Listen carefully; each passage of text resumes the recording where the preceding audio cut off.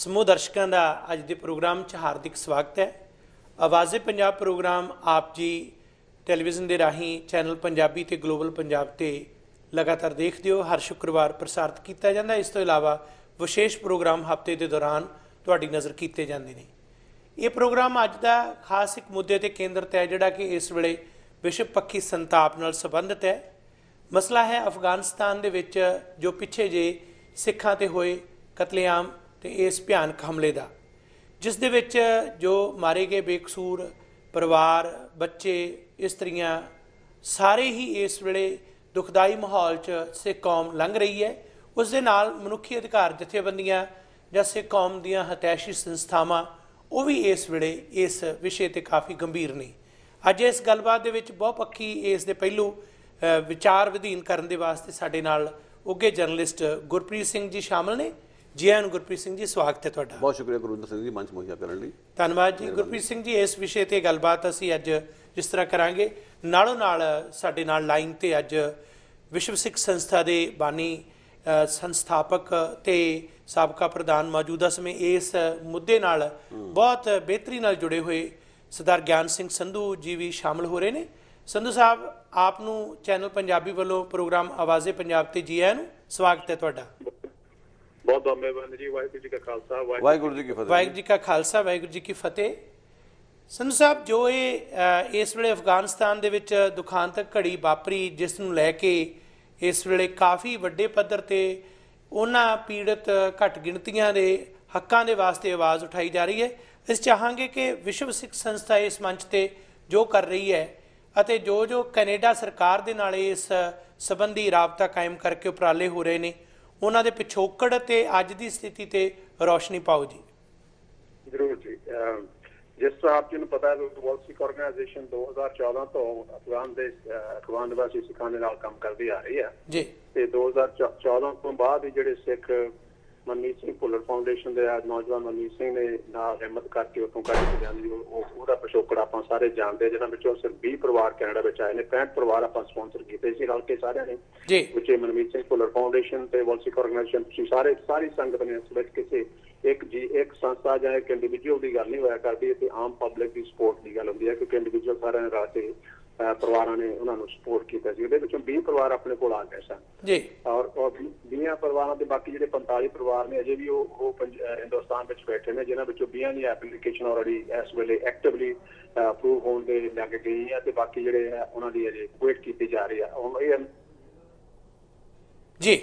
ਇਹ ਬਹੁਤ ਵਧੀਆ ਹੈ ਜਿਸ ਤਰ੍ਹਾਂ ਤੁਸੀਂ ਜਾਣਕਾਰੀ ਦਿੱਤੀ ਹੈ। ਇਸ ਦੇ ਨਾਲ ਜਿਹੜੇ ਇਸ ਵੇਲੇ ਘਟਨਾ ਤੋਂ ਬਾਅਦ ਜੋ ਇਹ ਕਤਲੇਆਮ ਹੋਇਆ, ਉਸ ਤੋਂ ਮਗਰੋਂ ਜੋ ਹਾਲਾਤ ਬਣੇ ਨੇ, ਜੋ ਆਪ ਦਾ ਰਾਬਤਾ ਕਾਇਮ ਹੋਇਆ ਜਾਂ ਵਿਸ਼ਵ ਸਿੱਖ ਸੰਸਥਾ ਦੇ ਵੱਲੋਂ ਕੋਸ਼ਿਸ਼ ਕੀਤੀ ਗਈ ਹੈ ਕਿ ਜਿਹੜੇ ਪਹਿਲਾਂ ਤਿਆਰ ਪ੍ਰੋਗਰਾਮ ਦੇ ਅਧੀਨ ਨਹੀਂ ਵੀ ਜਾਂ ਜਿਨ੍ਹਾਂ ਦੇ ਨਾਮ ਪਹਿਲਾਂ ਨਹੀਂ ਵੀ, ਉਹਨਾਂ ਨੂੰ ਜਾਂ ਉਸ ਤਰ੍ਹਾਂ ਦੀਆਂ ਜਿਹੜੀਆਂ ਇਸ ਵੇਲੇ ਪੀੜਤ ਫੈਮਲੀਜ਼ ਨੇ, ਉਹਨਾਂ ਨੂੰ ਕਿਸ ਤਰੀਕੇ ਨਾਲ ਵੱਧ ਤੋਂ ਵੱਧ ਯਤਨ ਕੀਤਾ ਜਾਵੇ, ਕਿਉਂਕਿ ਇਸ ਨੂੰ ਲੈ ਕੇ ਕਈ ਤਰ੍ਹਾਂ ਦੀਆਂ ਇਹਨਾਂ ਦਿਨਾਂ 'ਚ ਪਟੀਸ਼ਨਸ, ਕਈ ਤਰ੍ਹਾਂ ਦੇ ਅਲੱਗ-ਅਲੱਗ ਤਰ੍ਹਾਂ ਦੇ ਦਸਤਖਤੀ ਮੁਹਿੰਮ ਵੀ ਚੱਲ ਰਹੇ ਨੇ।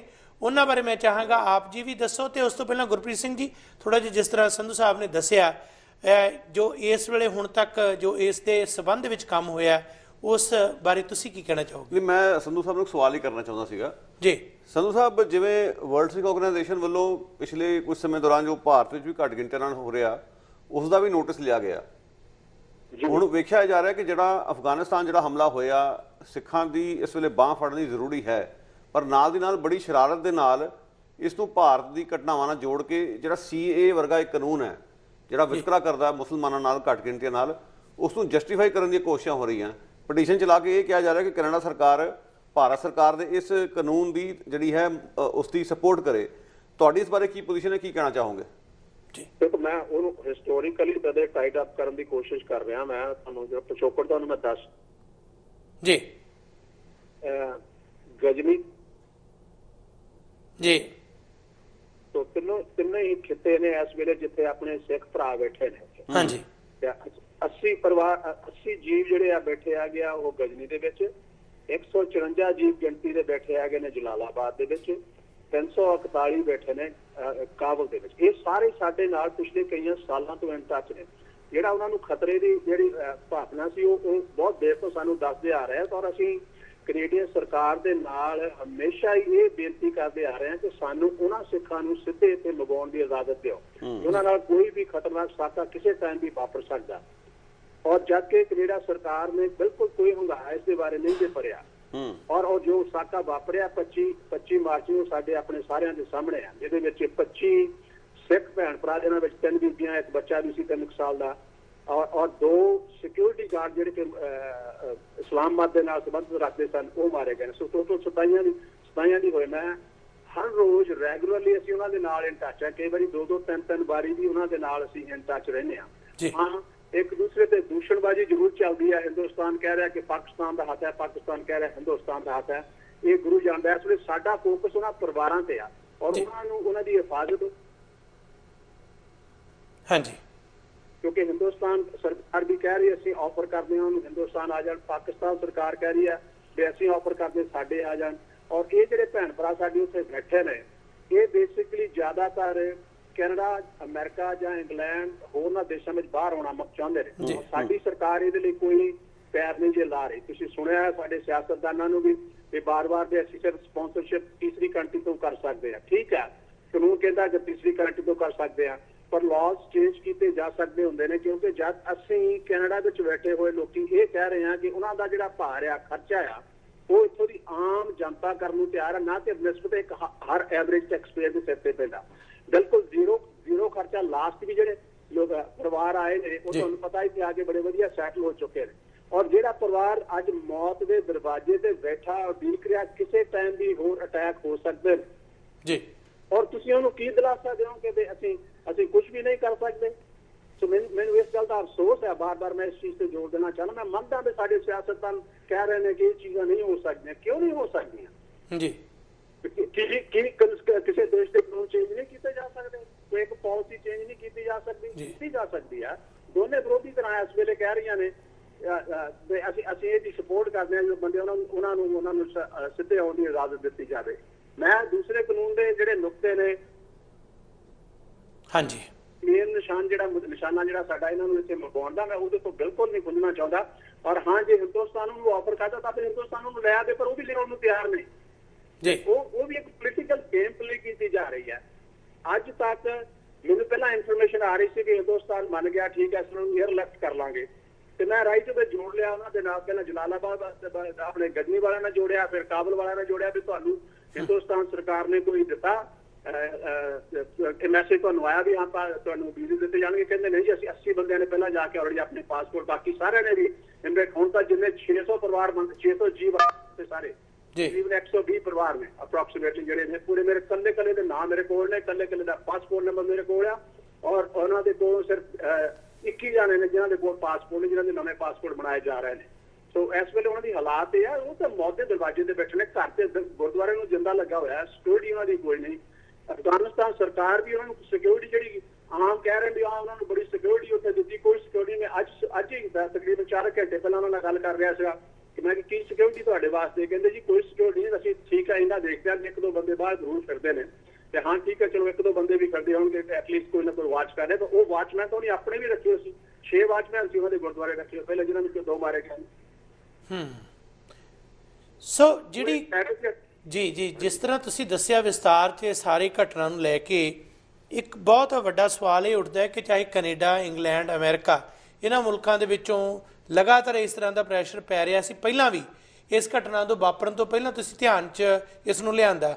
ਹੁਣ ਮੈਂਬਰ ਆਫ ਪਾਰਲੀਮੈਂਟ ਜਿਹੜੇ ਆ, ਜਿਸ ਤਰ੍ਹਾਂ ਵਿਸ਼ਵ ਸਿੱਖ ਸੰਸਥਾ ਨੇ ਪਹਿਲਾਂ ਪਹੁੰਚ ਕੀਤੀ ਜਾਂ ਪਹਿਲਾਂ ਹੁਣ ਤੱਕ ਜਿੰਨੇ ਉਪਰਾਲੇ ਗੁਰਦੁਆਰਾ ਸਾਹਿਬਾਨਾਂ ਨਾਲ ਮਿਲ ਕੇ ਚੱਲੇ, ਸਾਡਾ ਸਵਾਲ ਸੀ ਕਿ ਜਿਹੜੀਆਂ ਨਵੀਆਂ ਪਟੀਸ਼ਨਾਂ ਵੀ ਇਸ ਚੱਲਦੇ ਪ੍ਰੋਗਰਾਮ ਦੇ ਦੌਰਾਨ ਕਈ ਹੋਰਨਾਂ ਵੱਲੋਂ ਇਸ ਤਰ੍ਹਾਂ ਕੀਤੀਆਂ ਜਾ ਰਹੀਆਂ, ਇਹਨਾਂ ਪਟੀਸ਼ਨਾਂ ਦੀ ਕੀ ਸਾਰਥਕਤਾ ਹੈ, ਕੀ ਮਹੱਤਤਾ ਹੈ ਕਿ ਇਹ ਜਿਹੜਾ ਉਪਰਾਲਾ ਇਸ ਨੂੰ ਕਿਸ ਲੈਵਲ 'ਤੇ ਸਹੀ ਢੰਗ ਨਾਲ ਕੀਤਾ ਜਾ ਸਕਦਾ, ਜਾਂ ਫਿਰ ਇਸ ਤਰ੍ਹਾਂ ਦਾ ਇੱਕ ਚੱਲਦੇ ਹੋਏ ਉਪਰਾਲੇ ਦੇ ਮੌਕੇ 'ਤੇ ਇਸ ਤਰ੍ਹਾਂ ਦਾ ਇੱਕ ਨਵਾਂ ਕੋਈ ਨਾ ਕੋਈ ਖਿਆਲਾਤ ਪੈਦਾ ਕਰਕੇ ਉਸ ਨੂੰ ਵੀ ਇੱਕ ਜਿਹੜਾ ਤਾਰਪੀਡੋ ਕੀਤਾ ਜਾ ਸਕਦਾ? ਇਹ ਥੋੜ੍ਹਾ ਜਿਹਾ ਇਹਦੇ ਬਾਰੇ ਦੱਸੋ ਜੀ।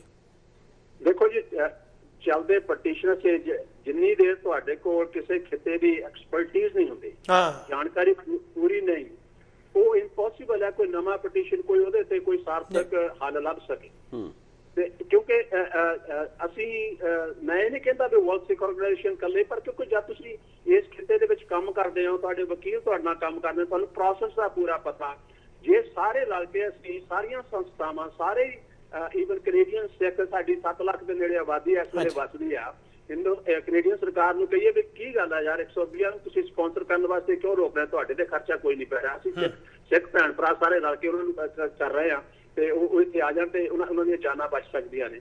ਔਰ ਪਰਿਵਾਰ ਉਹਨਾਂ ਵਿੱਚ ਇਹੋ ਜਿਹੇ ਪਰਿਵਾਰ ਵੀ ਨੇ ਪ੍ਰੋਫੈਸਰ ਸਾਹਿਬ, ਜਿਹੜਾ ਬੱਚੇ 2 ਬੱਚੇ ਨੇ ਜਿਹਦੇ ਦੋਨੇ ਮਾਂ ਪਿਓ ਮਾਰੇ ਗਏ ਨੇ। ਠੀਕ ਆ, ਸਿੱਖ ਜਿੱਥੇ ਜਿੱਥੇ ਵੀ ਕੋਈ ਬੈਠਾ, ਇੰਗਲੈਂਡ ਵਾਲੇ ਵੀ ਹਮੇਸ਼ਾ ਬਾਰ-ਬਾਰ ਕਹਿ ਦਿੰਦੇ ਨੇ ਕੈਨੇਡਾ ਨੂੰ ਸੌਖਾ, ਇਹਨਾਂ ਦਾ ਕਾਨੂੰਨ ਵੱਖਰਾ ਜੇ। ਅਮਰੀਕਾ ਵਾਲੇ ਵੀ ਕਹਿ ਦਿੰਦੇ ਨੇ ਕਿ ਇਹਨਾਂ ਕੈਨੇਡਾ ਦਾ ਕਾਨੂੰਨ ਵੱਖਰਾ। ਪਰ ਕਿਸੇ ਉਹਨਾਂ ਦੋਨਾਂ ਦੇਸ਼ਾਂ ਦੇ ਵਿੱਚੋਂ ਕਿਸੇ ਦੀ ਸੰਸਥਾ ਨੇ, ਸੰਸਥਾਵਾਂ ਬਹੁਤ ਕੰਮ ਕਰਦੀਆਂ ਨੇ, ਅੱਜ ਵੀ ਕਹਿ ਰਹੀਆਂ ਨੇ ਉਹ ਸੰਸਥਾ। ਮੈਂ ਕਿਸੇ ਸੰਸਥਾ ਦੀ ਕੋਈ ਨੁਕਤਾਚੀਨੀ ਨਹੀਂ ਕਰਦਾ, ਆਪੋ ਆਪਣੇ ਥਾਂ ਜਿਹੜਾ ਕੋਈ ਕੰਮ ਕਰਦਾ ਵਧੀਆ, ਮੁਬਾਰਕ ਉਹਨਾਂ ਨੂੰ, ਵੱਧ ਤੋਂ ਵੱਧ ਕਰਨ ਮੈਂ ਸਹਿਯੋਗ ਦੇਣ ਨੂੰ ਤਿਆਰ ਹਾਂ। ਪਰ ਉਹ ਸੰਸਥਾਵਾਂ ਜਿਹੜੀਆਂ ਕੰਮ ਕਰਦੀਆਂ ਨੇ ਉਹ ਆਪੋ ਆਪਣੇ ਥਾਂ ਕੰਮ ਕਰਨ, ਕਿਉਂ ਨਹੀਂ? ਫਿਰ ਸਾਰੇ ਰਲ ਕੇ ਅਸੀਂ ਜ਼ੋਰ ਪਾਉਂਦੇ ਆਪੋ ਆਪਣੀਆਂ ਸਰਕਾਰਾਂ ਦੇ ਵਿੱਚ। ਕੋਈ ਨਹੀਂ, ਜੇ ਕੈਨੇਡਾ ਸਰਕਾਰ ਅੱਜ ਨਹੀਂ ਮੰਗਾ ਸਕਦੀ, ਕਿ ਅਮਰੀਕਾ ਸਰਕਾਰ ਉਹਨਾਂ ਨੂੰ ਮੰਗਾ ਸਕਦੀ ਹੈ, ਕਿ ਇੰਗਲੈਂਡ ਵਾਲੇ ਮੰਗਾ ਸਕਦੀ ਹੈ, ਆਸਟ੍ਰੇਲੀਆ ਵਾਲੇ ਮੰਗਾ ਸਕਦੇ ਨੇ, ਔਰ ਨਿਊਜ਼ੀਲੈਂਡ ਵਾਲੇ ਮੰਗਾ ਸਕਦੇ ਨੇ। ਕਿਉਂ ਨਹੀਂ ਅਸੀਂ ਉਹਨਾਂ ਵਾਸਤੇ ਕੋਸ਼ਿਸ਼ ਕਰ ਰਹੇ? ਸੋ ਟੋਰਪੀਡੋ ਕੀਤੇ ਜਾ ਸਕਦੇ ਨੇ ਮਸਲੇ, ਪਰ ਮੈਂ ਆਨੈਸਟਲੀ ਮੈਂ ਆਪਣੇ ਤਹਿ ਦਿਲ ਤੋਂ ਮਤਲਬ ਇਸ ਗੱਲ ਵੱਲ ਮੈਂ ਨਹੀਂ ਜਾਣਾ ਚਾਹੁੰਦਾ ਇਸ ਲੈਵਲ ਦੇ ਉੱਤੇ, ਕਿਉਂਕਿ ਕੌਣ ਕਿਸ ਲੈਵਲ ਤੇ ਕੰਮ ਕਰਦਾ। ਮੈਂ ਚਾਹਾਂਗਾ ਵੀ ਜਿਹੜਾ ਵੀ ਜਿੱਥੇ ਕੋਈ ਕੰਮ ਕਰਦਾ ਆਪਣੀ ਪੂਰੀ ਤਨਦੇਹੀ ਦੇ ਨਾਲ, ਪੂਰੇ ਸਿੱਖੀ ਪਰੰਪਰਾ ਰਹਿੰਦੇ ਹੋਏ ਵੀ ਮੈਂ ਸੇਵਾ ਭਾਵਨਾ ਦੇ ਨਾਲ ਕੰਮ। ਸਿਆਸਤ ਨੂੰ ਛੱਡੋ, ਇਹ ਛੱਡੋ ਕਿ ਮੇਰੀ ਸੰਸਥਾ ਦਾ ਨਾਂ ਆ ਜਾਂ ਕਿਸੇ ਹੋਰ ਦਾ ਨਾਂ ਆ। ਮੈਨੂੰ ਅੱਜ ਜੇ ਦਰਦ ਦਿਖਾਈ ਦੇ ਰਿਹਾ ਤੇ ਉਹਨਾਂ ਬੱਚਿਆਂ ਦਾ ਦੇ ਰਿਹਾ, ਉਹਨਾਂ ਪਰਿਵਾਰਾਂ ਦਾ ਦੇ ਰਿਹਾ, ਜਿਨ੍ਹਾਂ ਨੂੰ ਅਸੀਂ ਆਪਣੇ ਪਿਛਲੇ ਕਈ ਸਾਲਾਂ ਤੋਂ ਉਹਨਾਂ ਦੀ ਮੁਸ਼ਕਲਾਂ ਲਿਆ ਰਹੇ ਹਾਂ। ਜਿਹੜਾ ਸਾਜ਼ਿਸ਼ਾ ਉਹਨਾਂ ਨੂੰ ਸੀ ਵੀ ਸਾਡੇ ਤੇ ਇਹ ਘਟਨਾ ਵਾਪਰ ਸਕਦੀ, ਉਹ ਵਾਪਰ ਗਿਆ, ਕੱਲ ਨੂੰ ਵੀ ਵਾਪਰ ਸਕਦਾ। 10 ਦਿਨ ਦਾ ਨੋਟਿਸ ਉਹਨਾਂ ਨੂੰ ਫਿਰ ਦੁਬਾਰਾ ਦਿੱਤਾ ਗਿਆ ਸੀ ਉਦੋਂ ਬੰਬ ਬਲਾਸਟ ਤੋਂ ਬਾਅਦ, ਤੇ 10 ਦਿਨ ਦੇ ਅੰਦਰ ਅੰਦਰ ਸਾਡਾ ਦੇਸ਼ ਛੱਡ ਕੇ ਨਿਕਲ ਜਾਓ। ਔਰ ਉਹ ਅੱਜ 9ਵਾਂ ਦਿਨ ਹੈ ਜੀ ਉਹਨਾਂ ਨੂੰ ਉਸ ਗੱਲ ਨੂੰ। ਇਸ ਚੀਜ਼ ਦਾ ਸਾਨੂੰ ਖਤਰਾ ਹੈ। ਬਿਲਕੁਲ, ਮੈਂ ਇਹ ਵੀ ਸਮਝ ਰਿਹਾ ਹੈਗਾ, ਕਿਉਂਕਿ ਮੈਂ SGPC ਦੇ ਨਾਲ ਵੀ ਇਨ ਟੱਚ ਹੈਗਾ, ਦਿੱਲੀ ਗੁਰਦੁਆਰਾ ਪ੍ਰਬੰਧਕ ਕਮੇਟੀ ਵਾਲੇ ਨਾਲ ਵੀ ਇਨ ਟੱਚ ਹੈਗੇ ਆ। ਉਹ ਠੀਕ ਹੈ, ਕੋਸ਼ਿਸ਼ਾਂ ਕਰ ਰਹੇ ਨੇ, ਕਹਿ ਰਹੇ ਨੇ ਕਿ ਅਸੀਂ ਇਹਨਾਂ ਨੂੰ ਇੱਥੇ ਆਇਆਂ ਨੂੰ ਸੰਭਾਲਾਂਗੇ, ਅਸੀਂ ਦੇਖਭਾਲ ਕਰਾਂਗੇ। ਬਿਲਕੁਲ ਉਹਨਾਂ ਦੀ ਕੋਸ਼ਿਸ਼ ਚਲੋ ਜਾਰੀ ਹੈ, ਪਰ ਇਹ ਸਭ ਕੁਝ ਤਾਂ ਬਾਅਦ ਦੇ ਵਿੱਚੋਂ ਜਿਹੜਾ ਨਿਚੋੜ ਨਿਕਲਦਾ ਕਿ ਸਿਰਫ ਜਿੱਦਣ ਕਰੋਨਾ ਵਾਇਰਸ ਦੀ ਕਰਫਿਊ ਉੱਠ ਗਿਆ ਉਹ ਤੋਂ ਬਾਅਦ ਕੋਸ਼ਿਸ਼ ਕੀਤੀਆਂ ਜਾਣਗੀਆਂ। ਪਰ ਮੇਰਾ ਸਵਾਲ ਤਾਂ ਇਹ ਪੈਦਾ ਹੁੰਦਾ ਸੀ ਕਿ ਦਿੱਲੀ ਤੋਂ ਆ ਜਾਂਦੇ ਨੇ ਕਾਬਲ ਨੂੰ,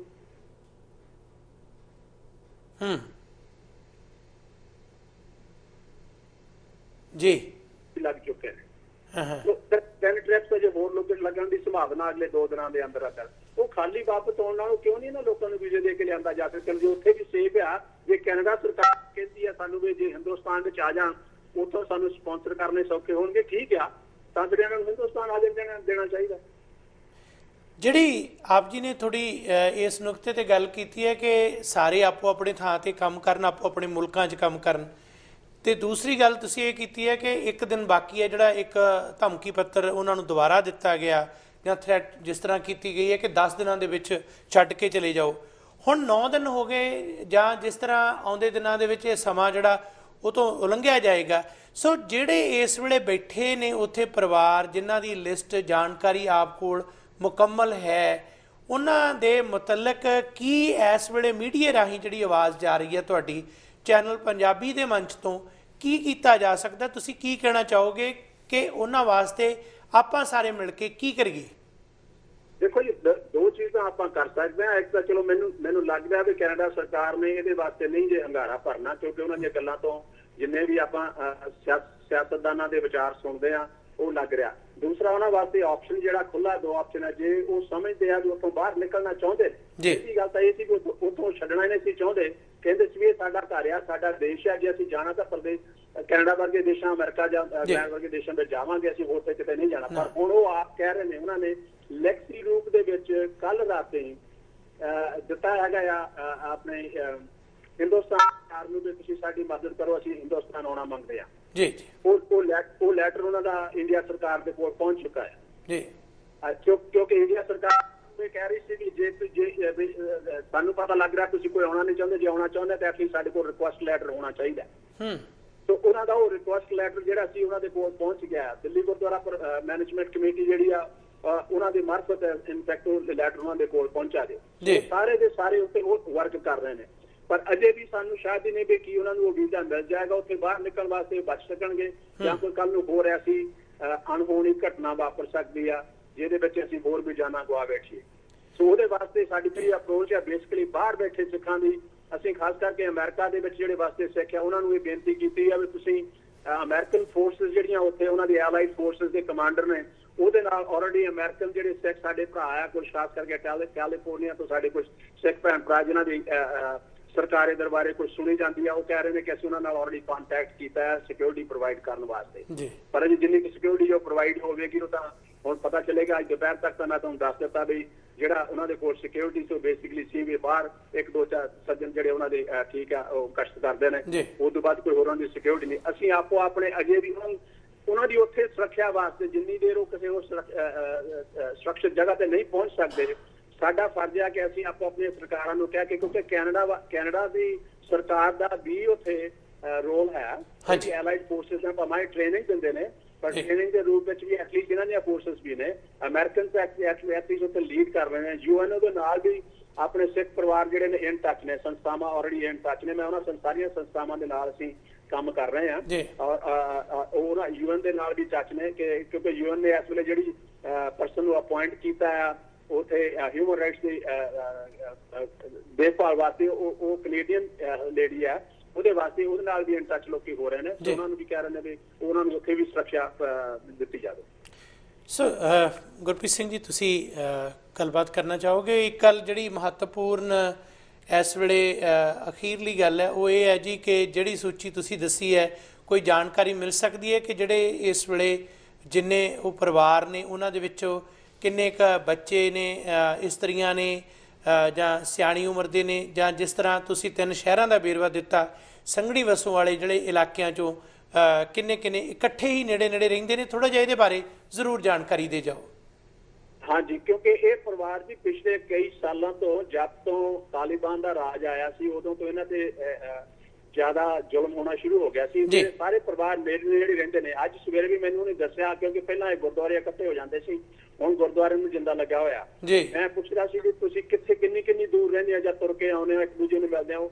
5-5, 7-7 ਜਾਂ ਵੱਧ ਤੋਂ ਵੱਧ 8-10 ਮਿੰਟ ਦੀ ਵਾਟ ਆ ਤੁਰ ਕੇ ਆਉਣ ਦੀ ਉਹਨਾਂ ਦੀ ਆਪੋ ਵਿੱਚ ਮਿਲਣ ਦੀ। ਸੋ ਇਹਦਾ ਮਤਲਬ ਇਹ ਇਕੱਠੇ ਹੀ ਰਹਿ ਰਹੇ ਨੇ ਗਲੀਆਂ ਦੇ ਵਿੱਚ।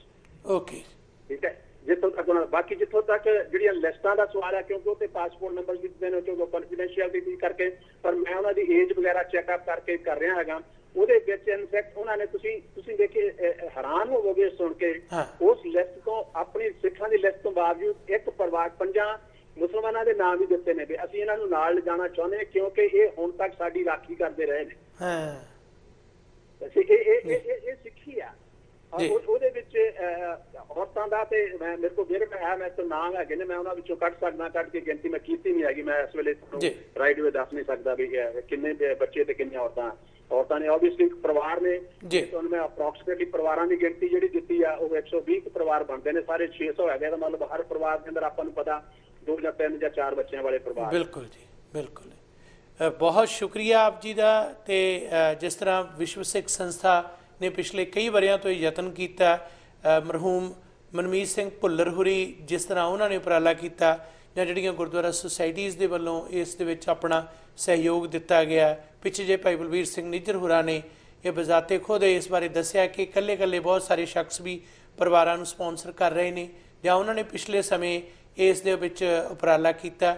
ਸੋ ਤੁਹਾਡੀ ਗੱਲ ਜਿਹੜੀ ਹੈ ਕਿ ਕੈਨੇਡਾ ਸਰਕਾਰ ਜਾਂ ਇਸ ਦੇ ਨੁਮਾਇੰਦੇ ਜਾਂ ਸਾਡੇ ਚੁਣੇ ਹੋਏ ਪ੍ਰਤੀਨਿਧ ਇਸ ਦੇ ਵਿੱਚ, ਇਸ ਸਾਰੇ ਘਟਨਾਕ੍ਰਮ ਦੇ ਵਿੱਚ ਉਹਨਾਂ ਨੂੰ ਕੈਨੇਡਾ ਮੰਗਾਉਣ ਲਈ ਜਾਂ ਇਸ ਵੇਲੇ ਵੀ ਉਹਨਾਂ ਦੀ ਸੁਰੱਖਿਆ ਲਈ ਕੁਝ ਕਰਨ ਦੇ ਵਿੱਚ ਅਜੇ ਤੱਕ ਉਹ ਅਸਫਲਤਾ ਹੀ ਮਿਲੀ ਹੈ, ਹੁੰਗਾਰਾ ਨਹੀਂ ਮਿਲਿਆ। ਇਹ ਅਫਸੋਸਨਾਕ ਗੱਲ ਹੈ, ਪਰ ਤੁਸੀਂ ਯਤਨ ਕਰ ਰਹੇ ਹੋ, ਇਸ ਲਈ ਅਸੀਂ ਤੁਹਾਡਾ ਧੰਨਵਾਦ ਕਰਦੇ ਹਾਂ। ਅਤੇ ਆਉਂਦੇ ਦਿਨਾਂ 'ਚ ਫਿਰ ਵੀ ਹੋਰ ਜਾਣਕਾਰੀ ਹੋਈ ਤਾਂ ਜ਼ਰੂਰ ਦਰਸ਼ਕਾਂ ਤੱਕ ਪਹੁੰਚਾਉਂਦੀ ਰਹਾਂਗੀ। ਜ਼ਰੂਰ ਜੀ। ਇੱਕ ਚੀਜ਼ ਜਿਹੜੀ ਹੋਰ ਮਹੱਤਵਪੂਰਨ ਜੀ, ਮੈਂ ਹੁਣ ਇਸ ਸਾਕੇ ਤੋਂ ਬਾਅਦ ਦੇਖ ਰਿਹਾ ਹੈਗਾ, ਉਹ ਹੈ ਵੀ ਉਹ ਸਿੱਖ ਖਾਸ ਕਰਕੇ ਸਾਡੀ ਜਿਹੜੀ ਬਿਜ਼ਨਸ ਕਮਿਊਨਿਟੀ ਹੈ ਨਾ, ਉਹ ਬਹੁਤ ਵੱਧ ਚੜ ਕੇ ਅੱਗੇ ਆ ਰਹੀ ਹੈ। ਮੈਨੂੰ ਕਈ ਬਿਜ਼ਨਸਮੈਨਾਂ ਦੀਆਂ ਕਾਲਾਂ, ਇੱਥੋਂ ਤੱਕ ਇੱਕ ਬਿਜ਼ਨਸਮੈਨ ਨੇ ਆਫਰ ਕੀਤਾ, ਮੈਂ ਇਕੱਲਾ ਹੀ $5 ਮਿਲੀਅਨ ਉਹਨਾਂ ਦੇ ਆਉਣ ਲਈ ਖਰਚਣ ਨੂੰ ਤਿਆਰ ਰਿਹਾ, ਮੈਨੂੰ ਦੱਸੋ ਕਦ ਮੈਂ ਸਪੋਰਟ ਕਰਾਂ। ਸੋ ਅੱਜ ਸਿੱਖਾਂ ਦੇ ਵਿੱਚ ਰੋਸ ਵੀ ਆ, ਤੇ ਸੇਵਾ ਭਾਵਨਾ ਕਦੇ ਵੀ ਸਾਡੇ ਮਨਾਂ ਦੇ ਵਿੱਚੋਂ ਨਹੀਂ ਜਾਂਦੀ। ਤੇ ਮੈਨੂੰ ਬਹੁਤ ਖੁਸ਼ੀ ਹੁੰਦੀ ਆ ਇਹ ਸੁਣ ਕੇ ਵੀ ਹਰ ਸਿੱਖ ਤਤਪਰ ਆ ਮਦਦ ਕਰਨ ਵਾਸਤੇ, ਜਿੱਥੇ ਵੀ ਕੋਈ ਬੈਠਾ ਉਹਦੀ, ਖਾਸ ਕਰਕੇ ਜੋ ਉਹਨਾਂ ਨਾਲ ਵਾਪਰ ਰਿਹਾ। ਇਹ ਇੱਕ ਬਹੁਤ ਹੀ ਦਰਦਨਾਕ ਕਹਾਣੀ ਹੈ ਤੇ ਮੈਂ ਤੁਹਾਡਾ ਤੇ ਚੈਨਲ ਪੰਜਾਬੀ ਦਾ ਵੀ ਤਹਿ ਦਿਲੋਂ ਧੰਨਵਾਦ ਕਰਦਾ, ਕਿਉਂਕਿ ਤੁਸੀਂ ਇਸ ਇਸ਼ੂ ਨੂੰ ਲੈਂਦੇ ਹੋ, ਪਬਲਿਕ ਦੇ ਅਰੀਨੇ ਦੇ ਅੰਦਰ ਲੈ ਕੇ ਜਾਂਦੇ ਹੋ ਔਰ ਪਬਲਿਕ ਨੂੰ ਇਨਫੋਰਮੇਸ਼ਨ ਪ੍ਰੋਵਾਈਡ ਕਰਦੇ ਹੋ। ਸਾਡੇ ਕੋਲ ਅਪ ਟੂ ਡੇਟ ਇਨਫੋਰਮੇਸ਼ਨ ਰਹਿੰਦੀ ਹੈ। ਸਾਡੇ ਤੁਹਾਨੂੰ ਪਤਾ ਹੈ ਜੀ ਸਾਡੇ ਵਕੀਲ ਸਾਹਿਬ ਅੱਜ ਕੱਲ੍ਹ ਉਹ ਵੀ ਪੰਜਾਬ ਵਿੱਚ ਜਾ ਕੇ, ਜਾਂ ਬਲਪ੍ਰੀਤ ਸਿੰਘ ਜੀ ਪੰਜਾਬ ਵਿੱਚ ਰੁਕੇ ਹੋਏ, ਕਿਉਂਕਿ ਸਾਡਾ ਟਾਈਮ ਦਾ ਫਰਕ ਹੋਣ ਕਰਕੇ ਜਦ ਅਸੀਂ ਇੱਧਰੋਂ ਕੰਮ ਕਰਨੋਂ ਖਤਮ ਕਰ ਦਿੰਦੇ ਉਹਨਾਂ ਨੂੰ ਹੈਂਡ ਓਵਰ ਕਰ ਦਿੰਦੇ ਵੀ ਤੁਸੀਂ ਇੱਧਰੋਂ ਹੁਣ ਕੰਮ ਕਰਨਾ ਸ਼ੁਰੂ ਕਰੋ। ਉਹ ਵੀ ਰੈਗੂਲਰਲੀ ਉਹਨਾਂ ਦੇ ਨਾਲ ਇਨ ਟੱਚ ਰਹਿੰਦੇ ਨੇ। ਸਾਡੀ ਕੋਸ਼ਿਸ਼ ਹੈ ਵੀ ਅਸੀਂ ਉਹਨਾਂ ਨੂੰ ਕਿਸੇ ਤਰ੍ਹਾਂ ਸੇਫ ਬਾਹਰ ਕੱਢ ਲਿਆਈਏ। ਕੋਈ ਵੀ ਦੇਸ਼ ਜਿਹੜਾ ਉਹਨੂੰ ਲੈਣ ਵਾਸਤੇ ਤਿਆਰ ਹੋਵੇ, ਠੀਕ ਹੈ, ਅਸੀਂ ਉੱਥੋਂ ਲੈ ਆਵਾਂਗੇ, ਬਾਅਦ ਚ ਅਸੀਂ ਸਪਾਂਸਰ ਕਰ ਲਾਂਗੇ। ਸਪਾਂਸਰਸ਼ਿਪ ਵਾਸਤੇ ਸਾਨੂੰ ਕੋਈ ਪ੍ਰੋਬਲਮ ਨਹੀਂ ਆ ਰਹੀ। ਹਰ ਸਿੱਖ, ਹਰ ਪਰਿਵਾਰ, ਹਰ ਬਿਜ਼ਨਸਮੈਨ ਵੱਧ ਤੋਂ ਵੱਧ ਮਦਦ ਕਰਨ ਲਈ ਤਿਆਰ ਹੈ। ਜੀ ਜੀ, ਬਹੁਤ ਸ਼ੁਕਰੀਆ ਜੀ, ਧੰਨਵਾਦ ਤੁਹਾਡਾ ਸਮੂਹ ਦਰਸ਼ਕਾਂ ਦੇ ਵੱਲੋਂ, ਚੈਨਲ ਪੰਜਾਬੀ ਵੱਲੋਂ। ਥੈਂਕ ਯੂ ਜੀ, ਬਹੁਤ ਬਹੁਤ ਮਿਹਰਬਾਨੀ, ਧੰਨਵਾਦ। ਵਾਹਿਗੁਰੂ ਜੀ ਕਾ ਖਾਲਸਾ, ਵਾਹਿਗੁਰੂ ਜੀ ਕੀ ਫਤਿਹ। ਸੋ ਜਿਸ ਤਰ੍ਹਾਂ ਗੁਰਪ੍ਰੀਤ ਸਿੰਘ ਜੀ, ਗਿਆਨ ਸਿੰਘ ਸੰਧੂ ਹੋਰਾਂ ਨੇ ਦੱਸਿਆ, ਦੋ ਤਿੰਨ ਗੱਲਾਂ ਮੇਰੇ ਧਿਆਨ 'ਚ ਵਾਰ-ਵਾਰ ਆ ਰਹੀਆਂ ਨੇ। ਇੱਕ ਤਾਂ ਇਹ ਹੈ ਕਿ ਜਿਵੇਂ ਇਸ ਵੇਲੇ ਸਾਡੀ ਕੈਨੇਡਾ ਦੇ ਵਿੱਚ ਸਰਕਾਰ ਜਾਂ ਹੁੰਗਾਰਾ ਜੋ ਉਹਨਾਂ ਨੂੰ ਮਿਲਣਾ ਚਾਹੀਦਾ, ਉਸ ਤੋਂ ਇਹ ਬਹੁਤੇ ਪ੍ਰਸੰਨ ਨਹੀਂ, ਲਗਾਤਾਰ ਇਹਨਾਂ ਨੂੰ ਨਿਰਾਸ਼ਾ ਪੱਲੇ ਪੈ ਰਹੀ ਹੈ। ਸੋ ਸਾਡੇ ਨੁਮਾਇੰਦੇ ਬਹੁਤ ਨੇ। ਹੁਣ ਕਈ ਵਾਰ ਲੋਕ ਇਹ ਸਵਾਲ ਕਰਦੇ ਨੇ ਕਿ ਸੀਰੀਆ ਦੇ ਵਿੱਚ ਮਨੁੱਖੀ ਅਧਿਕਾਰਾਂ ਦਾ ਘਾਣ ਹੋਇਆ ਤੇ ਸਾਡਾ ਸਾਰਿਆਂ ਦਾ ਫਰਜ਼ ਸੀ ਕਿ ਉੱਥੋਂ ਪੀੜਤਾਂ ਨੂੰ ਲਿਆਉਣਾ, ਤੇ ਗੱਲ ਸਹੀ ਵੀ ਬਣਦੀ ਵੀ ਸੀ। ਉਹਨਾਂ ਦੇ ਉੱਪਰ ਖਰਚੇ ਵੀ ਕੀਤੇ ਗਏ। ਹਕੂਮਤ ਨੇ ਦੇਖਿਆ ਕਿ ਜਿਸ ਤਰ੍ਹਾਂ ਦਾ ਦੌਰ ਚੱਲ ਰਿਹਾ ਹੈ, ਪਰ ਜੇ ਅਫਗਾਨਿਸਤਾਨ ਦੇ ਵਿੱਚ ਇਸ ਤਰ੍ਹਾਂ ਦਾ ਹੋ ਰਿਹਾ ਹੈ ਤੇ ਉਸੇ ਹੀ ਇੱਕ ਸੋਚ ਜਾਂ ਉਸੇ ਹੀ ਦਰਦ ਦੇ ਨਾਲ ਇਹ ਕੰਮ ਵੀ ਹੋਣਾ ਚਾਹੀਦਾ ਸੀ। ਦੇਖੋ, ਮੈਂ ਜਿਹੜੀ ਗੱਲ ਅਖੀਰ 'ਚ ਜਾਂਦੇ ਆ ਗਿਆਨ ਸਿੰਘ ਸੰਧੂ ਹੋਰਾਂ ਨੇ ਕਹੀ ਆ, ਮੈਂ ਉਹਦੇ ਧਿਆਨ ਲਿਆਉਣਾ ਚਾਹੁੰਦਾ, ਉਹਦਾ ਕਾਰਨ ਵੀ ਦੱਸੂਗਾ। ਹਾਂਜੀ, ਉਹਨਾਂ ਨੇ ਕਿਹਾ ਕਿ ਜਿਹੜੇ ਉੱਥੇ ਸਿੱਖ ਨੇ ਉਹ ਕਹਿ ਰਹੇ ਨੇ ਕਿ ਸਾਡੇ ਨਾਲ ਕੁਝ ਮੁਸਲਮਾਨ ਵੀ ਨੇ ਜਿਨ੍ਹਾਂ ਨੇ ਸਾਡੀ ਇਮਦਾਦ ਕੀਤੀ, ਉਹਨਾਂ ਨੂੰ ਵੀ ਬਾਹਰ ਲਿਆਓ। ਬਿਲਕੁਲ। ਹੁਣ ਮੈਂ ਸਵਾਲ ਇੱਥੇ ਲਿਆਉਣਾ ਚਾਹੁੰਦਾ, ਕੀ ਮੋਦੀ ਸਰਕਾਰ ਉਹਨਾਂ ਨੂੰ ਆਉਣ ਦੇਵੇਗੀ ਜਿਸ ਕਿਸਮ ਦਾ ਸੀਏ ਕਾਨੂੰਨ ਬਣਾਇਆ ਉਹਨਾਂ ਨੇ? ਇਸਲਾਮਿਕ ਸਟੇਟ ਵਾਲੇ ਸਿਰਫ ਉੱਥੇ ਹਿੰਦੂਆਂ ਸਿੱਖਾਂ ਨੂੰ ਨਿਸ਼ਾਨਾ ਨਹੀਂ ਬਣਾ ਰਹੇ, ਉਹ ਸੂਫੀ ਮਤ ਦੇ ਪੈਰੋਕਾਰਾਂ ਨੂੰ ਵੀ ਨਿਸ਼ਾਨਾ ਬਣਾ ਰਹੇ, ਸ਼ੀਆ ਮੁਸਲਮਾਨਾਂ ਨੂੰ ਵੀ ਨਿਸ਼ਾਨਾ ਬਣਾ ਰਹੇ ਜੀ। ਸੋ ਮੇਰਾ ਸਵਾਲ ਉੱਥੇ, ਮੇਰੀ ਚਿੰਤਾ ਉੱਥੇ ਹੀ ਹੈ ਕਿ ਠੀਕ ਹੈ, ਅਫਗਾਨਿਸਤਾਨ ਦੇ ਸਿੱਖਾਂ ਦੀ ਹੂਕ ਸੁਣੀ ਜਾਵੇ, ਅਫਗਾਨਿਸਤਾਨ ਦੇ ਸਿੱਖਾਂ ਨੂੰ ਕੈਨੇਡਾ ਜਾਂ ਹੋਰਾਂ ਦੇਸ਼ਾਂ ਵਿੱਚ ਲਿਆ ਕੇ ਸੁਰੱਖਿਅਤ ਮਾਹੌਲ ਦਿੱਤਾ ਜਾਵੇ। ਇਹ ਇਸ ਸਮੇਂ ਦੀ ਲੋੜ ਹੈ ਔਰ ਇਹ ਕੰਮ ਪਹਿਲਾਂ ਵੀ ਹੋਣਾ ਚਾਹੀਦਾ ਸੀ। ਜਿਹੜਾ ਹੁਣ ਤੱਕ ਹੁੰਦਾ ਆ ਉਸ ਵਿੱਚ ਜਿਹੜੀ ਢਿੱਲ ਮੱਸ ਸੀਗੀ ਉਹਨੂੰ ਅਸੀਂ ਕਦੇ ਮਾਫ ਨਹੀਂ ਕਰ ਸਕਦੇ। ਬਿਲਕੁਲ ਸਹੀ ਹੈ। ਪਰ ਮੈਂ ਇਹ ਵੀ ਕਹਿਣਾ ਚਾਹੁੰਦਾ ਨਾਲ ਬੜੀ ਜ਼ਿੰਮੇਵਾਰੀ ਦੇ ਨਾਲ ਕਿ ਜਿਹੜਾ ਮੈਂ ਪੈਟਰਨ ਵੇਖ ਰਿਹਾ, ਹਾਂਜੀ, ਸ਼ਾਇਦ ਉਹਦੇ ਨਾਲ ਗਿਆਨ ਸਿੰਘ ਜੀ ਐਗਰੀ ਕਰਨ ਨਾ ਕਰਨ, ਕੋਈ ਹੋਰ ਐਗਰੀ ਕਰੇ ਨਾ ਕਰੇ, ਪਰ ਮੈਂ ਇੱਕ ਪੈਟਰਨ ਵੇਖ ਰਿਹਾ ਕਿ ਅਫਗਾਨਿਸਤਾਨ ਵਿੱਚ ਸਿੱਖਾਂ ਨਾਲ ਜੋ ਹੋ ਰਿਹਾ ਜਾਂ ਹਿੰਦੂਆਂ ਨਾਲ ਜੋ ਹੋਇਆ ਜਾਂ ਪਾਕਿਸਤਾਨ ਜੋ ਘੱਟ ਗਿਣਤੀ ਨਾਲ ਹੁੰਦਾ, ਉਸ ਦੀ ਫਿਰ ਵੀ ਸੁਣਵਾਈ ਹੁੰਦੀ ਹੈ ਜੀ। ਬਾਹਰਲੇ ਲੀਡਰ ਅੱਡੀਆਂ ਚੱਕ ਕੇ ਬਿਆਨ ਦਿੰਦੇ ਆ ਜੀ। ਅਫਗਾਨਿਸਤਾਨ 'ਚ ਕਾਰਾ ਹੋਇਆ, ਕਿਹੜੇ ਬੰਦੇ ਨੇ ਬਿਆਨ ਨਹੀਂ ਦਿੱਤਾ? ਇੱਥੋਂ ਦੇ ਮੰਤਰੀ ਹੈਰੀ ਬੈਂਸ ਨੇ ਵੀ ਬਿਆਨ ਦੇ ਦਿੱਤਾ, ਜਿਹੜੇ ਇੱਥੋਂ ਦੇ ਲੇਬਰ ਮਿਨਿਸਟਰ ਨੇ ਜੀ ਜੀ। ਉੱਦਾਂ ਕਹਿੰਦੇ ਕਿ ਫੈਡਰਲ ਮੈਟਰ ਹੈ, ਇੰਡੀਆ 'ਚ ਕੀ ਹੋ ਰਿਹਾ ਦਖਲ ਨਹੀਂ ਦੇ ਸਕਦੇ। ਅਫਗਾਨਿਸਤਾਨ 'ਚ ਬਾਬਤ ਉਹਨਾਂ ਨੇ ਬੜੀ ਛੇਤੀ ਬਿਆਨ ਦੇ ਦਿੱਤਾ। ਹੁਣ ਗੱਲ ਸਮਝਣ ਵਾਲੀ ਹੈ, ਪਿਛਲੇ ਸਾਲ ਜਦੋਂ ਪੁਲਵਾਮਾ ਹਮਲਾ ਹੋਇਆ, ਫੌਜੀ ਮਰੇ, ਉਦੋਂ ਵੀ ਹੈਰੀ ਬੈਂਸ ਉਹਨਾਂ ਨੇ ਬਿਆਨ ਦਿੱਤਾ ਜੀ। ਪਰ ਜਦੋਂ ਘੱਟ ਗਿਣਤੀਆਂ ਦੇ ਅਤਿਆਚਾਰ ਭਾਰਤ 'ਚ ਹੋ ਰਹੇ ਸੀ, ਉਦੋਂ ਕਦੇ ਨਹੀਂ ਬੋਲੇ। ਅਫਗਾਨਿਸਤਾਨ ਦੇ ਸਿੱਖਾਂ ਦੀ ਕਹਾਣੀ ਦਾ ਫਿਰ ਵੀ ਬਿਆਨ ਕੀਤੀ ਜਾ ਰਹੀ ਹੈ, ਉਸ ਦਾ ਨੋਟਿਸ ਲਿਆ ਜਾ ਰਿਹਾ ਜੀ। ਲੀਡਰ ਸਾਹਿਬਾਨ ਬੋਲ ਰਹੇ ਉਹਦੇ ਬਾਰੇ। ਭਾਰਤ ਦੇ ਵਿੱਚ ਘੱਟ ਗਿਣਤੀ ਤੇ ਹਮਲਾ ਹੋਇਆ, ਕਿੰਨੀ ਕੁ ਵਾਰੀ ਇਹ ਲੋਕ ਬੋਲੇ ਨੇ? ਮੈਨੂੰ ਅਫਸੋਸ ਇਸ ਗੱਲ ਦਾ ਹੋ ਰਿਹਾ ਕਿ ਅਫਗਾਨਿਸਤਾਨ ਦੀ ਘਟਨਾ ਹੁਣ ਐਡੀ ਵੱਡੀ ਬਣ ਗਈ ਕਿ ਬਾਕੀ ਸਾਰੀਆਂ ਗੱਲਾਂ ਜਿਹੜੀਆਂ ਦਬ ਕੇ ਰਹਿ ਗਈਆਂ, ਚਰਚਾ ਵੀ ਨਹੀਂ ਹੋ ਰਹੀ। ਚਿੱਟੀ ਸਿੰਘਪੁਰਾ 'ਚ ਜਿਹੜੇ ਸਿੱਖ ਮਰੇ ਸੀਗੇ, ਕੀ ਉਸਦੀ ਚਰਚਾ ਹੋਈ ਇੱਥੇ ਕੈਨੇਡਾ ਵਿੱਚ? ਜਦੋਂ ਉਸਦੀ ਵੀਵੀ ਵਰੇਗੰਢ ਸੀ, ਕੀ ਕਿਸੇ ਲੀਡਰ ਨੇ ਠੋਕ ਵਜਾ ਕੇ ਬਿਆਨ ਦਿੱਤਾ ਕਿ ਉਸਦੀ ਜਾਂਚ ਕਰਵਾਈ ਜਾਵੇ? 84 ਦੇ ਕਤਲੇਆਮ ਦੇ ਲਈ, ਇਨਸਾਫ ਲਈ ਲੋਕ ਇੱਥੇ ਜਿਹੜੇ ਹਾੜੇ ਕੱਢਦੇ ਆ, ਜੀਨੋਸਾਈਡ ਦੀ ਪਟੀਸ਼ਨ ਲਿਆਉਂਦੇ, ਉਹਨਾਂ ਦਾ ਮੂੰਹ ਬੰਦ ਕਰਾਇਆ ਜਾਂਦਾ। ਯਾਨੀ ਭਾਰਤ ਵਿੱਚ ਡੈਮੋਕ੍ਰੇਸੀ ਦੀ ਆੜ ਹੇਠਾਂ ਜੋ ਮਰਜ਼ੀ ਹੋਈ ਜਾਵੇ, ਉਹਨੂੰ ਮਾਫ ਹੈ। ਅਫਗਾਨਿਸਤਾਨ ਦੇ ਬਾਰੇ ਹਰ ਕੋਈ ਅੱਡੀਆਂ ਚੱਕ ਕੇ ਬੋਲਣ ਲਈ ਤਿਆਰ ਹੈ, ਕਿਉਂਕਿ ਉੱਥੇ ਮੁਸਲਮਾਨੀ ਦੇਸ਼ਾਂ ਦੀ ਗੱਲ ਆ ਜਾਂਦੀ ਹੈ, ਇਸਲਾਮਿਕ ਸਟੇਟ ਦੀ ਗੱਲ ਆ ਜਾਂਦੀ ਹੈ। ਇਹ ਜਿਹੜਾ ਪੱਖਪਾਤ ਹੈ, ਜਿਹੜਾ ਢੋਂਗ ਹੈ, ਇਹ ਤਾਂ ਸਾਨੂੰ ਕਿੰਤੂ ਪਰੰਤੂ ਕਰਨਾ ਸਾਡਾ ਫਰਜ਼ ਹੈ। ਇਹ ਨਹੀਂ ਕਿ ਵੱਡੀ ਤਰਾਸਦੀ ਹੋ ਗਈ ਹੈ ਤੇ ਅਸੀਂ ਇਸ ਬਹਿਸ ਨੂੰ ਬਿਲਕੁਲ ਹਵਾ 'ਚ ਉੱਡ ਜਾਣ ਦਈਏ। ਸੋ ਇਹ ਕੁਝ ਸਵਾਲ ਨੇ। ਔਰ ਜਿਵੇਂ ਉਹ ਸਿੱਖਾਂ ਦੇ ਬਾਰੇ ਗਿਆਨ ਸਿੰਘ ਉਹਨਾਂ ਨੇ ਕਿਹਾ ਕਿ ਉਹ ਸਿੱਖ ਕਹਿ ਰਹੇ ਨੇ ਕਿ ਸਾਡੇ ਨਾਲ ਮੁਸਲਮਾਨਾਂ ਨੂੰ ਲਿਆਣ ਦਿਓ, ਫਿਰ ਉਹ ਇਹ ਵੀ ਕਹਿ ਰਹੇ ਨੇ ਕਿ ਸਿੱਖੀ ਇਹੋ ਹੀ ਹੈ ਕਿ ਦੂਜੇ ਲਈ ਖੜੇ ਹੋਵੋ। ਬਿਲਕੁਲ ਸਹੀ। ਇਸੇ ਸਪਿਰਿਟ ਤਹਿਤ ਮੈਂ ਇਹ ਗੱਲ ਕਹਿ ਰਿਹਾ ਕਿ ਸਿੱਖ ਭਾਈਚਾਰੇ ਦੇ ਲੋਕ ਜਿਨ੍ਹਾਂ ਨੇ ਸੀਏ ਦਾ ਵਿਰੋਧ ਵੀ ਕੀਤਾ, ਅੱਜ ਉਹਨਾਂ ਦੇ ਮੂੰਹ ਬੰਦ ਕਰਾਉਣ ਲਈ, ਸੀਏ ਨੂੰ ਜਸਟੀਫਾਈ ਕਰਨ ਵਾਸਤੇ ਅਫਗਾਨਿਸਤਾਨ ਸਿੱਖਾਂ ਦੀ ਕਹਾਣੀ ਨੂੰ ਬਹੁਤ ਵਧਾ ਕੇ ਪੇਸ਼ ਕੀਤਾ ਜਾ ਰਿਹਾ। ਇੱਥੋਂ ਤੱਕ ਕਿਹਾ ਜਾ ਰਿਹਾ ਕਿ ਭਾਰਤ ਸਰਕਾਰ ਦੀ ਮਦਦ ਕਰੋ ਕਿ ਸੀਏ ਕਾਨੂੰਨ ਜਿਹੜਾ ਹੈ ਉਸ ਦੇ ਤਹਿਤ ਹਿੰਦੂਆਂ ਸਿੱਖਾਂ ਨੂੰ ਅਫਗਾਨਿਸਤਾਨ ਤੋਂ ਕੱਢ ਕੇ ਲਿਆਵੇ। ਸੋ ਉਸ ਬਹਿਸ ਨੂੰ ਕਿਸੇ ਨਾ ਕਿਸੇ ਤਰੀਕੇ ਨਾਲ ਤਾਰਪੀੜੋ ਕੀਤਾ ਜਾ ਰਿਹਾ। ਇਸ ਤਰਾਸਦੀ ਨੂੰ ਯੂਜ਼ ਕਰਕੇ ਅਸੀਂ ਖੁੱਲੇ ਮਨ ਨਾਲ ਇਹ ਕਹਿੰਦੇ ਆ ਕਿ ਅਫਗਾਨਿਸਤਾਨ ਦੇ ਸਿੱਖਾਂ ਦੀ ਬਾਹ ਫੜੋ, ਪਰ ਅਸੀਂ ਇਹ ਨਹੀਂ ਚਾਹੁੰਦੇ ਕਿ CAA ਵਰਗੇ ਕਾਨੂੰਨ ਨੂੰ ਜਸਟੀਫਾਈ ਕਰਨ ਲਈ ਇਸ ਤਰਾਸਦੀ ਦਾ ਇਸਤੇਮਾਲ ਕੀਤਾ ਜਾਵੇ। ਔਰ ਕੁਝ ਲੋਕ ਪਟੀਸ਼ਨਾਂ ਚਲਾ ਕੇ ਬਕਾਇਦਾ ਕਰ ਰਹੇ, ਇਸ ਪਾਸੇ ਧਿਆਨ ਦਿੱਤਾ ਜਾਵੇ। ਸੋ ਜਿਵੇਂ ਤੁਸੀਂ ਦੱਸਿਆ ਕਿ ਇਹ ਆਪਣੇ ਆਪ ਦੇ ਵਿੱਚ ਹੀ ਬਹੁਤ ਵੱਡੀ ਜਿਹੜੀ ਹੈ ਇੱਕ ਮਿਥੀ ਗਿਣੀ ਸਾਜ਼ਿਸ਼ ਹੈ ਕਿ ਜਿਹੜਾ ਬਿੱਲ CAA ਹੈ ਉਸ ਦਾ ਪੱਖ ਪੂਰਨ ਵਾਲੇ ਲੋਕ ਇਸ ਤਰ੍ਹਾਂ ਦੀ ਪਟੀਸ਼ਨ ਲਿਆ ਰਹੇ ਨੇ, ਜਦ ਕਿ ਇਸ ਤਰ੍ਹਾਂ ਦੀ ਪਟੀਸ਼ਨ ਜੇ ਆਲਰੇਡੀ ਪਟੀਸ਼ਨ ਕੀ ਪ੍ਰੈਕਟੀਕਲ ਵਰਕ ਵਿਸ਼ਵ ਸਿੱਖ ਸੰਸਥਾ ਕਰ ਰਹੀ ਹੈ ਤੇ ਉਹਨਾਂ ਨੇ ਨਤੀਜਨ ਇਸ ਦੇ ਬਾਰੇ ਹੁਣ ਤੱਕ ਕੰਮ ਵੀ ਕੀਤਾ, ਬਜ਼ਾਤੇ ਖੁਦ ਵਿਅਕਤੀਆਂ ਨੇ ਪਰਿਵਾਰ ਸਪਾਂਸਰ ਕੀਤੇ ਨੇ ਤੇ ਇਸ ਤੋਂ ਪਹਿਲਾਂ ਵੀ ਉਹਨਾਂ ਨੇ ਕਿਹਾ ਸਰਕਾਰ ਨੂੰ ਕਿ ਇਹਨਾਂ ਲੋਕਾਂ ਨੂੰ ਇੱਥੇ ਕੈਨੇਡਾ ਲਿਆਂਦਾ ਜਾਏ, ਇਸ ਜਗ੍ਹਾ ਤੇ ਉਹਨਾਂ ਨੂੰ ਸ਼ਰਨ ਦਿੱਤੀ ਜਾਵੇ। ਜੇ ਬਾਕੀਆਂ ਨੂੰ ਸ਼ਰਨ ਮਿਲ ਸਕਦੀ ਹੈ ਤਾਂ ਇਹਨਾਂ ਨੂੰ ਕਿਉਂ ਨਹੀਂ ਮਿਲ ਸਕਦੀ? ਮਨਮੀਤ ਸਿੰਘ ਭੁੱਲਰ, ਦੇਖੋ ਮਨਮੀਤ ਸਿੰਘ ਭੁੱਲਰ ਨੇ ਜ਼ਿੰਦਗੀ 'ਚ ਪਤਾ ਨਹੀਂ ਕਿੰਨੀ ਵਾਰ ਜਦੋਂ ਮੌਕਾ ਮਿਲਿਆ ਅਫਗਾਨਿਸਤਾਨ ਜਾ ਕੇ ਉਹਨਾਂ ਨੇ ਉਸ ਹਾਲਾਤ ਦੇ ਵਿੱਚ ਕਿ ਉਹਨਾਂ ਦੀ ਆਪਣੀ ਜਾਨ ਨੂੰ ਵੀ ਖਤਰਾ ਸੀ, ਉਹਨਾਂ ਨੇ ਜਾ ਕੇ ਮਨੁੱਖੀ ਅਧਿਕਾਰਾਂ ਦਾ ਕੰਮ ਕੀਤਾ। ਪਰ ਜੋ ਇਸ ਦੇ ਵਿੱਚ ਲਗਾਤਾਰ ਦੇਰੀ ਹੋਈ, ਇਹ ਘਟਨਾ ਵਾਪਰੀ, ਇਸ ਘਟਨਾ ਤੋਂ ਬਾਅਦ ਇਸ ਨੂੰ ਰਾਜਨੀਤੀਕਰਨ ਇਸ ਦਾ ਕਰਦੇ ਹੋਏ ਇਹ ਕਿਹਾ ਜਾ ਰਿਹਾ ਕਿ ਇਸ ਦੇ ਰਾਹੀਂ ਮਦਦ ਕਰਨ ਦੇ ਵਿੱਚ ਤੁਸੀਂ ਸਾਡੀ ਸਹਾਇਤਾ ਕਰੋ ਤੇ ਇਹਦੇ ਲਈ ਇਹ CAA ਦਾ ਬਿੱਲ ਜਸਟੀਫਾਈ ਕਰੋ। ਗੁਰਪ੍ਰੀਤ ਸਿੰਘ ਜੀ, ਜਦੋਂ ਨੇਤਾਵਾਂ ਦੀ ਗੱਲ ਚੱਲਦੀ ਹੈ ਆਪਾਂ ਕਹਿੰਦੇ ਸਾਰੇ ਪੱਖਾਂ 'ਤੇ ਨੇਤਾਵਾਂ ਨੂੰ ਬੋਲਣਾ ਚਾਹੀਦਾ। ਮੇਰੇ ਅੱਗੇ ਇੱਕ ਐਗਜ਼ਾਮਪਲ ਸੀ, ਉਹ ਨੌਜਵਾਨ ਜਗਮੀਤ ਸਿੰਘ ਪੋਲੀਟੀਕਲ ਲੀਡਰ ਨੇ, NDP ਦੇ ਆਗੂ ਨੇ, ਪੋਲੀਟੀਕਲ ਪਾਰਟੀ ਜਿਹੜੀ ਵੀ ਹੈ ਜਾਂ ਜਿਹੜੇ ਵੀ ਆਗੂ ਨੇ ਉਸ ਦਾ ਰੰਗ ਕੀ ਹੈ ਉਸ ਨੂੰ ਵੀ ਇੱਕ ਪਾਸੇ ਛੱਡ ਦਈਏ, ਪਰ ਉਹਨਾਂ ਨੇ ਲਗਾਤਾਰ ਜਦੋਂ ਜਿੱਥੇ ਕੋਈ ਤਰਾਸਦੀ ਹੋਈ ਬੋਲੇ, ਉਹ ਚਾਹੇ ਭਾਰਤ ਦੇ ਵਿੱਚ ਮਨੁੱਖੀ ਅਧਿਕਾਰਾਂ ਦਾ ਘਾਣ ਹੈ, ਚਾਹੇ ਕੈਨੇਡਾ, ਅਮਰੀਕਾ ਜਾਂ ਵਿਦੇਸ਼ਾਂ ਦੇ ਵਿੱਚ ਜਾਂ ਹੋਰਲੀ ਧਰਤੀ 'ਤੇ। ਪਰ ਹੁਣ ਜਦੋਂ ਉਹਨਾਂ ਨੇ ਅਫਗਾਨਿਸਤਾਨ ਦੇ ਵਿੱਚ ਸਿੱਖਾਂ 'ਤੇ ਹੋਏ ਕਤਲੇਆਮ ਦੀ ਗੱਲ ਕੀਤੀ, ਉਹਨਾਂ ਦੇ ਬਾਰੇ ਵਿਚਾਰ ਦਿੱਤੇ, ਤਾਂ ਸੋਸ਼ਲ ਮੀਡੀਆ 'ਤੇ ਮਿੱਥ ਕੇ ਉਹਨਾਂ ਨੂੰ ਹੱਦੋਂ ਵੱਧ ਜ਼ਲੀਲ ਕੀਤਾ ਗਿਆ। ਉਹਨਾਂ ਲਈ ਉਹ ਸ਼ਬਦ ਵਰਤੇ ਗਏ ਜਿਹੜੇ ਅਸੀਂ ਇਸ ਵੇਲੇ ਚੈਨਲ 'ਤੇ ਸਾਂਝੇ ਨਹੀਂ ਕਰ ਸਕਦੇ।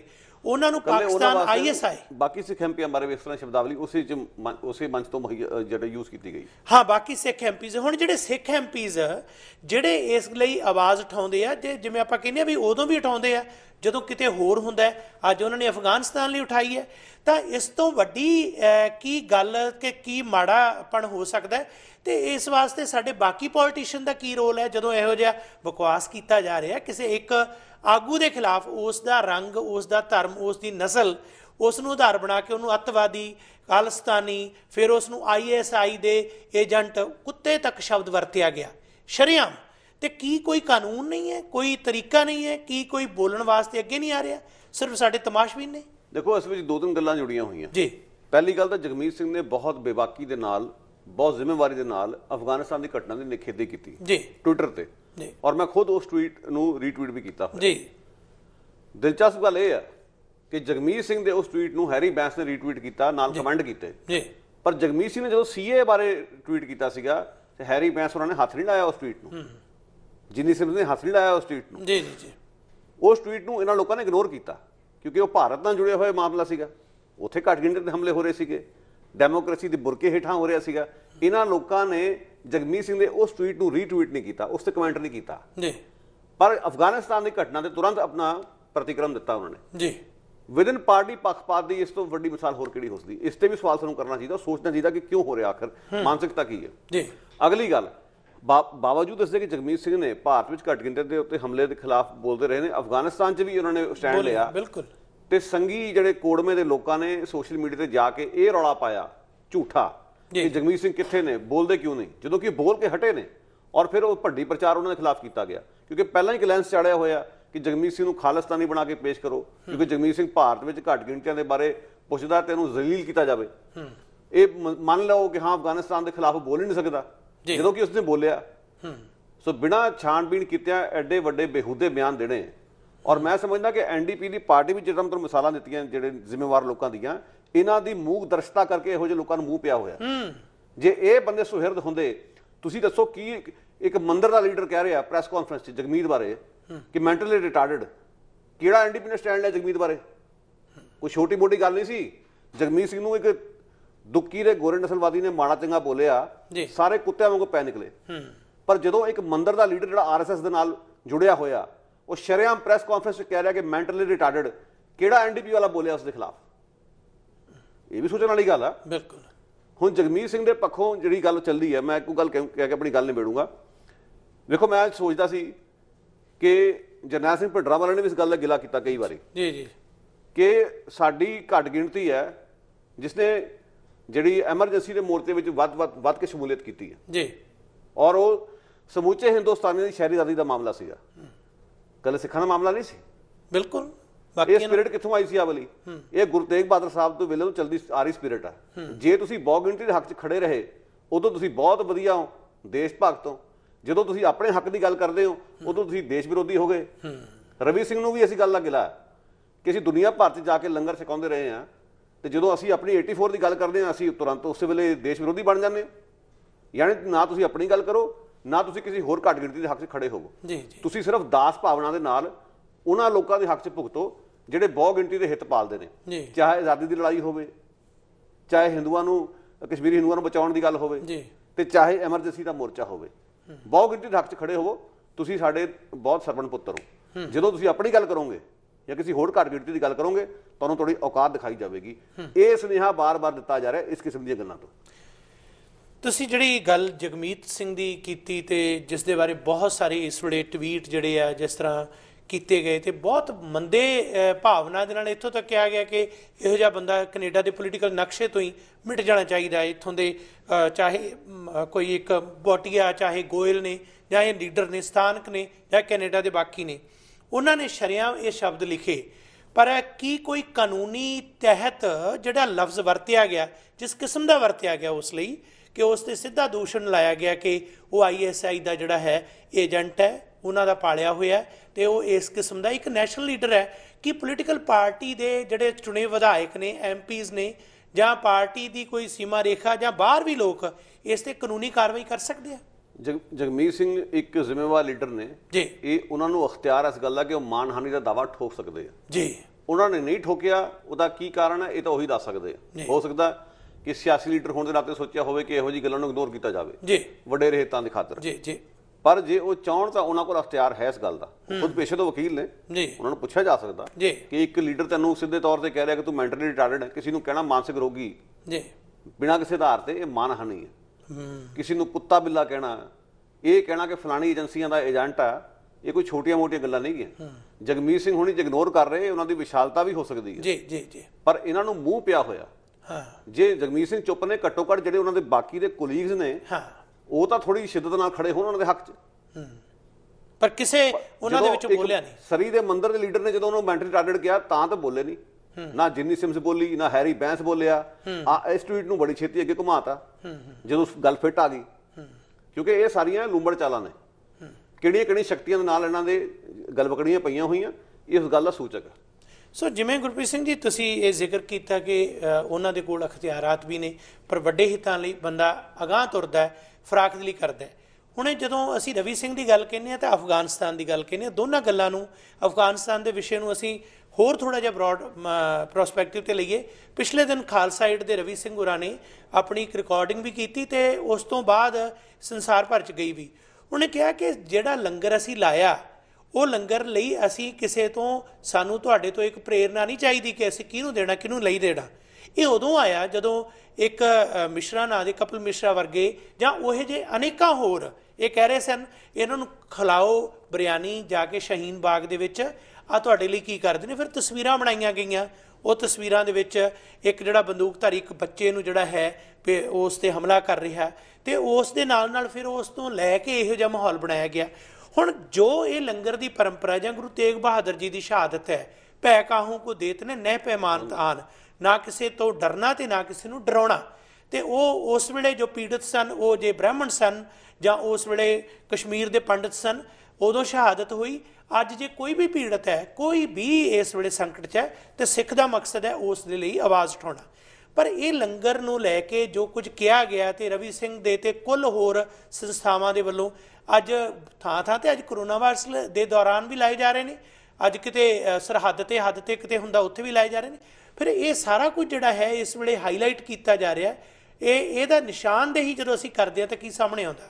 ਵੇਖੋ ਜੀ, ਗੱਲ ਇਸ ਤਰ੍ਹਾਂ, ਅੱਜ ਇੱਕ ਕਾਰਟੂਨ ਬੜਾ ਖੂਬਸੂਰਤ ਕਿਸੇ ਨੇ ਸਾਰੇ ਪਾਸੇ ਘੁਮਾਇਆ, ਜੀ, ਕਿਉਂਕਿ ਜਿਹੜਾ ਅਪ੍ਰੈਲ ਦਾ ਮਹੀਨਾ ਸਿੱਖ ਵਿਰਾਸਤੀ ਮਹੀਨਾ, ਹਾਂਜੀ, ਸੋ ਮੁਬਾਰਕ ਦੇਣ ਦੇ ਨਾਤੇ ਇੱਕ ਕਾਰਟੂਨ ਬਣਾ ਕੇ ਘੁਮਾਇਆ ਗਿਆ, ਬਹੁਤ ਖੂਬਸੂਰਤ ਕਾਰਟੂਨ, ਬੜਾ ਕੁਝ ਕਿਹਾ ਜਾਂਦਾ ਉਹ ਜੀ ਜੀ ਕਿ ਇੱਕ ਡਾਕਟਰ ਦੇ ਸਾਹਮਣੇ ਇੱਕ ਟਰੇ ਦੇ ਉੱਤੇ ਇੱਕ ਵੱਡਾ ਸਾਰਾ ਗੁਰਦਾ ਜਾਂ ਦਿਲ ਪਿਆ ਹੋਇਆ। ਹਾਂਜੀ। ਉਹ ਪੁੱਛਦਾ ਵੀ ਐਡਾ ਵੱਡਾ ਦਿਲ ਤੇ ਮੈਂ ਕਦੇ ਵੇਖਿਆ ਨਹੀਂ। ਹਾਂਜੀ। ਇੱਕ ਬੀਬੀ ਨਾਲ ਖਲੋਤੀ ਕਹਿੰਦੀ ਇੱਕ ਸਿੱਖ ਦਾ ਹਿਰਦਾ। ਕੀ ਬਾਤ ਹੈ। ਇੱਕ ਚੁਟਕਲਾ ਚੱਲਦਾ ਹੁੰਦਾ ਸੀ ਕਿਸੇ ਜ਼ਮਾਨੇ 'ਚ ਜੀ, ਮਤਲਬ ਇਸ ਚੁਟਕਲੇ ਨੂੰ ਤਾਂ ਸੁਣਾਉਣ ਲੱਗਾ ਕਿ ਇਸ ਦੀ ਪ੍ਰਸੰਗਤਾ ਨੂੰ ਤੱਕ ਮੈਂ ਜੋੜ ਕੇ ਗੱਲ ਕਰੂੰਗਾ। ਹਾਂਜੀ। ਉਹ ਚੁਟਕਲਾ ਚੱਲਦਾ ਸੀ ਕਿ ਹਨੂਮਾਨ ਕੌਣ ਸੀ। ਉਹ ਕਹਿੰਦੇ ਹਨੂਮਾਨ ਸਿੱਖ ਸੀ, ਕਿਉਂਕਿ ਲੜਾਈ ਕਿਸੇ ਦੀ ਸੀ ਪਰ ਆਪਣੀ ਪੂਛ ਨੂੰ ਤੇਲ ਲਾ ਕੇ ਉੱਥੇ ਲੰਕਾ ਚਲਾ ਗਿਆ। ਲੋਕੀ ਵੀ ਹੱਸਦੇ ਸੀਗੇ। ਹਾਂ, ਪਰ ਜੇ ਇਸ ਚੁਟਕਲੇ ਦੀ ਤੁਸੀਂ ਗਹਿਰਾਈ ਤੇ ਜਾ ਕੇ ਵੇਖੋ, ਇੱਕ ਵਿਡੰਬਣਾ ਉਸ ਦੇ ਵਿੱਚ। ਵਿਡੰਬਣਾ। ਦਰਅਸਲ ਗੁਰੂ ਤੇਗ ਬਹਾਦਰ ਸਾਹਿਬ ਨੇ ਸਾਨੂੰ ਸਿਖਾਇਆ, ਸਿੱਖਾਂ ਨੂੰ ਸਿਖਾਇਆ ਕਿ ਤੁਸੀਂ ਦੂਜਿਆਂ ਲਈ ਵੀ ਖੜਨਾ। ਗੱਲ ਇਹ ਹੈ, ਇਹ ਗੱਲ ਹਾਸੇ ਮਜ਼ਾਕ ਦੀ ਨਹੀਂ ਹੈ, ਇਹ ਇੱਕ ਅਕੀਦਾ ਸੱਚੇ ਸਿੱਖ ਦਾ ਕਿ ਦੂਜੇ ਲਈ ਵੀ ਖੜੇ ਹੋ। ਜੇ ਗੁਰੂ ਨਾਨਕ ਸਾਹਿਬ ਨੇ ਜੰਜੂ ਪਾਉਣ ਤੋਂ ਨਾ ਕੀਤੀ ਤੇ ਗੁਰੂ ਤੇਗ ਬਹਾਦਰ ਸਾਹਿਬ ਨੇ ਉਸ ਜੰਜੂ ਦੀ ਖਾਤਰ ਆਪਣਾ ਸੀਸ ਦਿੱਤਾ। ਜੀ ਜੀ ਜੀ। ਔਰੰਗਜ਼ੇਬ ਨੇ ਉਹਨਾਂ ਨੂੰ ਇਹ ਵੀ ਕਿਹਾ ਕਿ ਤੁਸੀਂ ਉਹਨਾਂ ਲੋਕਾਂ ਦੇ ਲਈ ਕਿਉਂ ਤਰਫਦਾਰੀ ਕਰ ਰਹੇ ਹੋ ਜਿਹੜੇ ਜ਼ਾਤ ਪਾਤ ਨੂੰ ਮੰਨਦੇ, ਤੁਸੀਂ ਨਹੀਂ ਮੰਨਦੇ। ਉਹ ਕਹਿੰਦੇ ਉਹਨਾਂ ਦਾ ਅਕੀਦਾ, ਤੂੰ ਰਾਜਾ ਹੈ, ਤੇਰਾ ਫਰਜ਼ ਬਣਦਾ ਕਿ ਤੂੰ ਲੋਕਾਂ ਦੀ ਪ੍ਰਜਾ ਨੂੰ ਇੱਕੋ ਤਰੀਕੇ ਨਾਲ ਟਰੀਟ ਕਰੇ। ਅੱਜ ਉਸੇ ਔਰੰਗਜ਼ੇਬ ਦੀ ਰੂਹ ਕਪਿਲ ਮਿਸ਼ਰਾ ਦੇ ਵਿੱਚੋਂ ਬੋਲ ਰਹੀ ਹੈ। ਜੀ, ਕਪਿਲ ਮਿਸ਼ਰਾ ਦੇ ਵਿੱਚੋਂ ਬੋਲ ਰਹੀ ਹੈ। ਜੇ ਉਹ ਕਹਿੰਦਾ ਕਿ ਲੰਗਰ ਜਿਹੜਾ ਲਾਉਣ ਵਾਲੇ ਕੀ ਸੋਚਦੇ ਹੋਣਗੇ, ਮੇਰਾ ਸਵਾਲ ਮੈਂ ਪਿਛਲੇ ਪ੍ਰੋਗਰਾਮ 'ਚ ਵੀ ਕਿਹਾ ਸੀਗਾ ਕਿ 84 ਦੇ ਕਤਲੇਆਮ ਤੋਂ ਬਾਅਦ ਸਿੱਖਾਂ ਨੂੰ ਦਿੱਲੀ ਨੂੰ ਲੰਗਰ ਖਵਾਉਣਾ ਬੰਦ ਕਰ ਦੇਣਾ ਚਾਹੀਦਾ ਸੀ। ਹਾਂ, ਦਿੱਲੀ ਦੀ ਬਹੁ ਗਿਣਤੀ ਦੇ ਸਿੱਖਾਂ ਨਾਲ ਕੀ ਕੀਤਾ 84 ਦੇ ਵਿੱਚ, ਉਸ ਨੂੰ ਧਿਆਨ ਰੱਖਦੇ ਆ ਫਿਰ ਤਾਂ ਦਿੱਲੀ ਨੂੰ ਲੰਗਰ ਖਵਾਉਣਾ ਬੰਦ ਕਰ ਦਿਓ। ਇਹ ਕੋਈ ਸੈਂਸ ਨਹੀਂ ਬਣਦੀ ਗੱਲ ਦੀ। ਮਾਨਸਿਕਤਾ ਇਹੋ ਹੀ ਹੈ ਕਿ ਪੂਰੇ ਭਾਈਚਾਰੇ ਨੂੰ ਸਜ਼ਾ ਕਿਵੇਂ ਦਿੱਤੀ ਜਾਵੇ। ਤੁਸੀਂ ਇਹ ਤੈਅ ਕਿਵੇਂ ਕਰ ਲਿਆ ਕਿ ਜਿਹੜੇ ਦਿੱਲੀ ਬੈਠੇ ਮੁਸਲਮਾਨ ਨੇ ਉਹ ਕਾਬੁਲ ਵਿੱਚ ਹੋਈ ਜਿਹੜੇ ਹੱਤਿਆਕਾਂਡ ਦੇ ਜ਼ਿੰਮੇਵਾਰ ਨੇ। ਜੀ। ਇਸਲਾਮਿਕ ਸਟੇਟ ਨਾਲ ਤੁਸੀਂ ਜੋੜ ਕੇ ਉਹਨਾਂ ਨੂੰ ਵੇਖ ਰਹੇ ਹੋ।